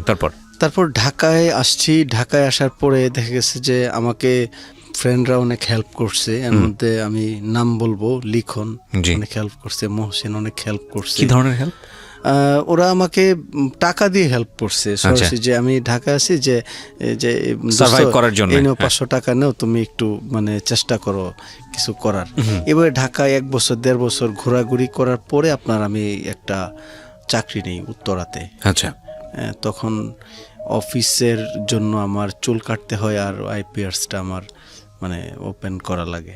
ওকে। কিন্তু তখন মানে আসলে আমার মানে পিছনে দেয়াল ছিল, আমার কিছু করার ছিল না। চুল কাটার পরে আমি 5-7 দিন একটু অস্বাভাবিক ছিলাম। কত বছর ছিল আপনার এই চুল? চুল ছিল আমার 2000 সন থেকে চুলটা আমার রাখা। প্রায় 7 বছর যাবত আপনি 8 বছর এই চুল হয়ে বড় করে জেমসের মতো করে চুল রেখেছেন। হ্যাঁ।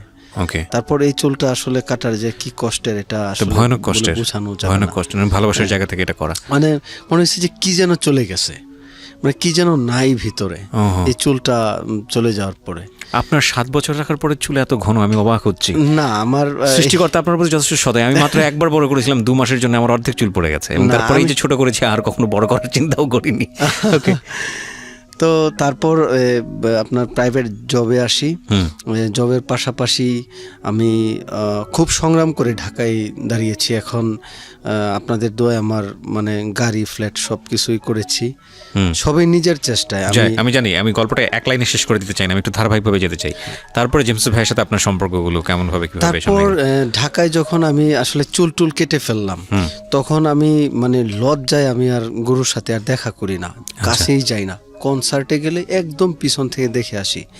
যদি উনি আমাকে সামনে দেখে যে চুল নাই, তখন ভাববে যে ও তো ফালতু ছেলে।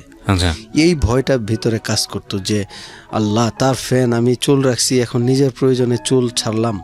মানে এই যে ভয়, এই ভয়টা আমাকে একটু দূরে সরায় দেয় তখন, যে জেমস ভাই হয়তো কষ্ট পাবে, মানে আমি ভাবতাম যে আমি ভালোবাসি আমাকেও বাসে, এই ভালোবাসাবাসি থেকে হয়তো উনি কষ্টও পেতে পারে। হ্যাঁ, কিন্তু যখন দেখলাম যে না, এই চুল কাটার পরে বা আমি প্রতিষ্ঠিত হওয়ার পরে জেমস ভাই আরো বেশি ভালোবাসে, তার মানে যে উনি তো আমার ভালো চায়। আমি যদি সেই পরিবেশে থাকতাম তাইলে হয়তো আমি খারাপ থাকতাম, উনি হয়তো মানে মানে হয়তো এখন ওনার ভক্ত হিসেবে যে একটা অবস্থানে আছি, এখন ওনার ভালো লাগে যে আমার ভক্ত ভালো আছে। খারাপ থাকলে তো খারাপ লাগবে যে আল্লাহ কেমন আছে আমার ভক্ত, তাই না? তো এই জায়গাটা থেকে বুঝি যে এখন হয়তো ওনার ভালো লাগে। রাইট। না, কিন্তু এখনকার গল্পটা হয়তো একটু মিক্সিং টাইপের গল্প হবে। একটা গল্প আমি এরকম শুনেছি, বোধহয় বিলবোর্ড টানানো বা কিছু একটা, এটার গল্পটা একটু শুনি তো। এটার গল্পটা হচ্ছে 2015 সনে আপনার এই 51তম বার্থডে ছিল। 51তম বার্থডে ছিল, তখন আমি মানে এই যে দীর্ঘদিন জেমস ভাই এত বয়স হয়ে গেছে, 51, 52, 53, 54 বছর। না আসলে এটা এইভাবে সরি মিডিয়া আমার বলা But ঠিক না। he looks উনি তো so চিরতরুণ। young. হ্যাঁ, He looks so young. মাশাআল্লাহ। উনি তো চিরতরুণ। ওনাকে দেখে মানুষ। কিন্তু বোঝা যায় না, একদমই বোঝা যায় না। একদম মানে যুবক এখনো। এক্স্যাক্টলি। হ্যাঁ, ওনার ভয়েস সেই আগের মতো, কিন্তু একদম, এখনো আগের মতো পুরাই সেই কড়া যেটাকে বলে। খোলা মাঠের দরাজ গায়ক, এখনো সেই টকবগে। হ্যাঁ। আর 54 আসলে কোনো এজও না, না, সেই অর্থে না। বলা যায়। ওকে, ইউ আর ইয়াং জেমস ভাই, আমাদের ইয়াং তরুণ বলা যেতে পারে। হ্যাঁ, ওই সময় ভাবলাম যে এই যে 2007 থেকে আপনার 14-15 পর্যন্ত যে একটা গ্যাপ হয়ে গেছে, আমি ওনার কাছে যাই না, ভয় পাই। আমি ভাবতাম যে জেমস ভাই হয়তো আমাকে ভুলে গেছে, যে প্রিন্স নামে একজন ভক্ত ছিল কিশোরগঞ্জের, সেই পাগল। তো আমি প্রায় 14 থেকে 15 পর্যন্ত আমি শুধু আপনার মানে ভাবছি, প্ল্যান করছেন যে কি করব যেন জেমস যেন চমক পায় যে প্রিন্স এখনো জীবিত। আমি এইরকম একটা টার্গেট নেটে সার্চ দিতাম যে এই আপনার ইন্টারন্যাশনালি সেলিব্রিটি যারা আছেন, তাদের ফ্যানরা তাদের সেলিব্রিটির জন্য, তাদের প্রিয় মানুষের জন্য মানে কি লেটেস্ট মানে করছে, কি চমকপ্রদ করছে, সারপ্রাইজ দেওয়ার মতো। আমি আপনার অনেক কিছুই পেয়েছি, কিন্তু মানে আমি ভাবলাম যে আমি জেমস ভাইকে শুভেচ্ছা জানাবো, বৃহৎ, হ্যাঁ বৃহৎ শুভেচ্ছা, যেটা মানে ওই কেউ কখনো পায় নাই। পায় আমাদের প্রাইম মিনিস্টার পান বা আদার্স পলিটিক্যাল লিডাররা পান, তাদের চাওয়া পাওয়ার একটা ইন্টারেস্ট থাকে যে আমি শুভেচ্ছা জানাইলাম, আমাকে মানে এই দলের সভাপতি করবে বা সেক্রেটারি করবে, এই টাইপের। বাট আমার তো মানে ওই চাওয়া পাওয়া নাই। আমার হচ্ছে কি যে জেমস ভাই হচ্ছে বাংলাদেশের, আমি আগেও একবার বলেছি, উনি বাংলাদেশের মা, বাংলা মিউজিকের মা, বাংলা মিউজিকের বাবা, এবং উনি বাংলা মিউজিকের বাংলাদেশ।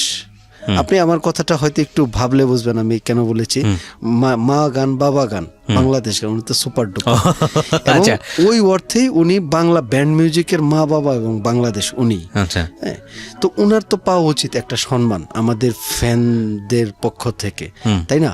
আমাদেরকে তো অনেক দিয়েছেন, মানে যেভাবে আমাদেরকে মানে প্রেমে উৎসাহিত করেছেন, ওই রকম আমাদেরকে মানে সব, ওনার তো অনেক গান সব দিকে উৎসাহিত করেছেন।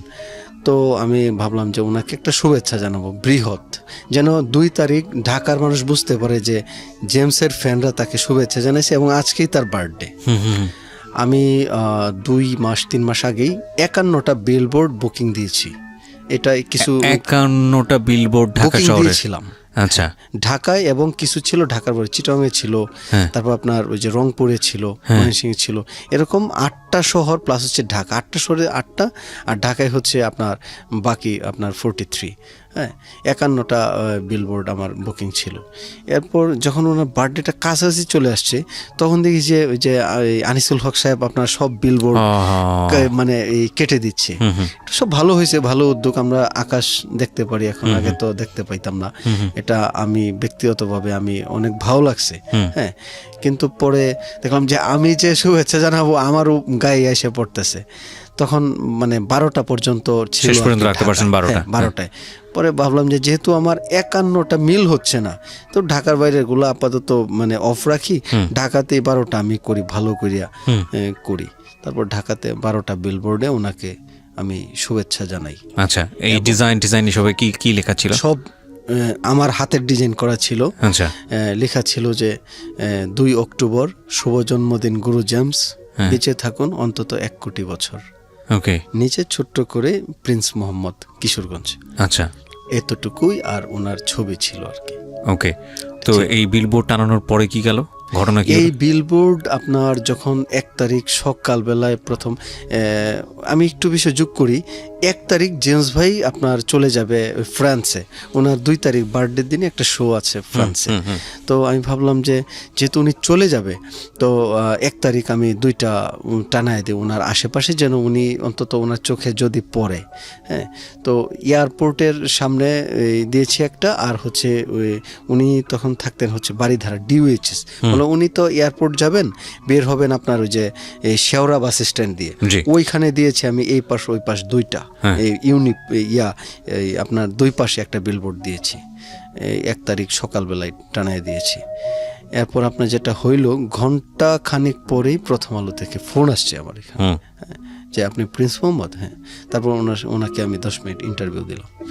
তারপর আপনার আরো আধা ঘন্টা পরেই অনলাইনে চলে আসছে ওকে, প্রথম আলো। সো ইট গোজ ভাইরাল রীতিমতো। একদম মানে হিউজ। হ্যাঁ, দেন আপনার সব মিডিয়া থেকে ফোন আসতেছে সারা দিন। 1 তারিখে আমি পাগল প্রায়, আপনার ওই সব পত্রিকা। বাট আপনি যার জন্য করলেন তার কি অবস্থা? হ্যাঁ, উনি তো জানতে পারছেন, উনি অনেক খুশি, উনি দেখেও গেছেন। এই যে গুলশান 2-এ লাগিয়েছিলাম, গুলশান 1-এ লাগিয়েছিলাম, শাহবাগ, নীলক্ষেত, ঢাকা। এই কস্টিং কিরকম ছিল? এটা 2.5 লাখ টাকার কিছু উপরে ছিল। 2.5 লাখ টাকার কিছু উপরে ছিল একদিনের জন্য? ভাড়া ছিল। আচ্ছা। আর এটা ছিল 3 দিনের জন্য ভাড়া। আচ্ছা, এগুলা কারণ আচ্ছা। তখন বিলবোর্ড কেটে দিচ্ছে, প্রাইম লোকেশন, রেন্ট বেশি। আর কিন্তু আপনার তো টার্গেট ছিল 51টা, ওটার জন্য আপনার বাজেট কত ছিল? আমার বাজেট ছিল বার্থডে কেক ছিল, যেটা আপনার ট্রাকে করে আমি পুরো ঢাকা সিটি ঘুরাইছিলেন। ওটাও তো ভাইরাল, ওটাও ভাইরাল। তারপরের বছর আপনার 53টা প্রতিকৃতি, টেম্পোরারি যদিও, তবুও 53 আপনার সারা দেশব্যাপী সব আপনার ওই যে বিভাগীয় শহরগুলোতে, ঢাকাতে। প্রথম আলো লিখছিল যে রাস্তায় হঠাৎ অনেকগুলো জেমস, এরকম ছিল। প্রথম আলো তো লিখবেই, প্রথম আলো এরকম একটা কন্টেন্ট পেলে কেন লিখবে না, সেটা বড় কথা না। কিন্তু আমি বরং আপনার জায়গাটা কি বড় করে দেখতে চাচ্ছি। মিডিয়া আজকাল খবর খোঁজে, মিডিয়ার সামনে যদি এরকম খবর থাকে সেটা তো মিডিয়া গ্র্যাব করবে, এখানে মিডিয়ার ক্রেডিট নাই। কিন্তু আমার কাছে যেটা মনে হয় যে একটা মানুষ কি পরিমাণ রেসপেক্ট বা ভালোবাসা পেলে এই ধরনের পাগল মানুষের সান্নিধ্য পেতে পারে। Wow, amazing amazing. জেমসের কাছে আপনি কেমন আমি জানি না, বাট আমাদের জায়গা থেকে শোনার পরে মনে হচ্ছে যে, এবং তবে আমি এটা বিশ্বাস করি যে আপনি যদি সামর্থ্য থাকতো আপনি আরো বেশি কিছু করতেন। আমি সামর্থ্য থাকলে আরো অনেক বেশি করতাম। আমার মানে যতটুকু আমার সামর্থ্য আল্লাহ পাক আমাকে দিয়েছেন, আমি চেষ্টা করি এর ভিতরে আমি আমার ভালোবাসার জায়গাটাও যেন একটু আমি মানে। ইন দ্য মিনটাইম আপনি কি বিয়ে শাদী করলেন? বিয়ে শাদী করে ফেললেন? আমি খুব রিসেন্টলি আমি বিয়ে করেছি। রিসেন্টলি বলতে 8 মাস 9 মাস হয়েছে। ও তার মানে জমি বিক্রি ঠিকরি ঘটনা আগে ঘটেছে? এগুলো আগেই ঘটেছে। আমার ওয়াইফও জানেন আমি গুরুর মানে পাগল ভক্ত। সে আমাকে অনেক ও খুব ভালো মেয়ে। ও আমাকে খুবই মানে অন্তত মানে গুরুর বিষয়টা সে আমাকে অনেক স্যাক্রিফাইস করেন এবং সে আমাকে মানে উৎসাহিত করে অনেক। সে ভালো। এখন কি মানে জেমসের সঙ্গে সম্পর্ক বা জেমসের হয়ে কোনো কাজ করা বা খুব কাছাকাছি থাকা এরকম, নাকি ভক্ত পর্যায়ে? আমি ভক্ত পর্যায়ে আছি আর ভক্ত পর্যায়ে থাকতে চাই। আমি কখনোই একসাথে কাজ বা কোনো ফেভার চাওয়া কোনো কিছুই কখনো করেননি? না, বা চাই না। এটা ভালোবাসার জায়গা থেকেই। আচ্ছা, আমি আমার মতো বিজনেস করতেছি। আচ্ছা, কিসের বিজনেস আপনার? আমি আমার ইভেন্ট ম্যানেজমেন্ট বিজনেস আর হচ্ছে ওই আপনার ডিজিটাল প্রিন্টের বিজনেস। জোস। গ্রামের বাড়িতে ডেইরি ফার্ম করতেছি। শাবাশ। ওইখানেও আমার প্রিন্টিং বিজনেস দিয়েছি। আর উড ডিজাইনের ওই যে আপনার ফার্নিচার ডিজাইনের CNC রাউটারের বিজনেস আছে। শাবাশ। তার মানে বাবা তো হ্যাপি আপনাকে নিয়ে? একদম কমপ্লিটলি হ্যাপি, প্রাউড ফিল করেন। আমি নিজের পায়ে দাঁড়িয়েছি ঢাকায়। তাই তো। এবং আপনার লেখাপড়ার যে অবস্থা ছিল গতি প্রকৃতিহীন, সেখান থেকে এসে ঢাকায় নিজের পায়ে দাঁড়ানো, একটা আর্থিক সচ্ছলতা নিয়ে আসা, এবং এখন তো নাম ধামেরও অভাব নেই। আপনাকে তো মোটামুটি সেই অর্থে আপনি ওগুলো কখনো টার্গেট করে করেন না? আমি কখনোই না। আমি চাই না যে মানে আমি তো জেমস ভাইয়ের ফ্যান হয়ে থাকতে চাই সারা জীবন, যে ওনার জন্য আমাকে কেউ চিনুক বা আমি মানে এই ফেমাস হই, এটা আমার কখনোই কাম্য নয়। আমি শুধু একটা মেসেজ দিতে চাই যে মানে মানুষকে ভালোবাসে, বা একজন সুপারস্টারকে তার ফ্যান ভালোবাসে, যে একজন সুপারস্টার মানে জেমস ভাই তো অনেক আপনার স্ট্রাগল করে আজকের পর্যায়ে আসছে।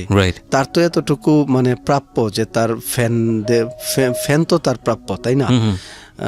তো সেই দৃষ্টিকোণ থেকে আর কি আমি দেখি। আর আমি গুরুর আরও তো অনেক ভক্ত আছেন, তাদেরকে আমি এই মেসেজটাই দিতে চাই, ভালোবাসো আর দোয়া করো উনি যেন বেঁচে থাকেন আর উনি যেন ভালো থাকেন। এতটুকুই, আর তো কোনো কিছু আমাদের প্রয়োজন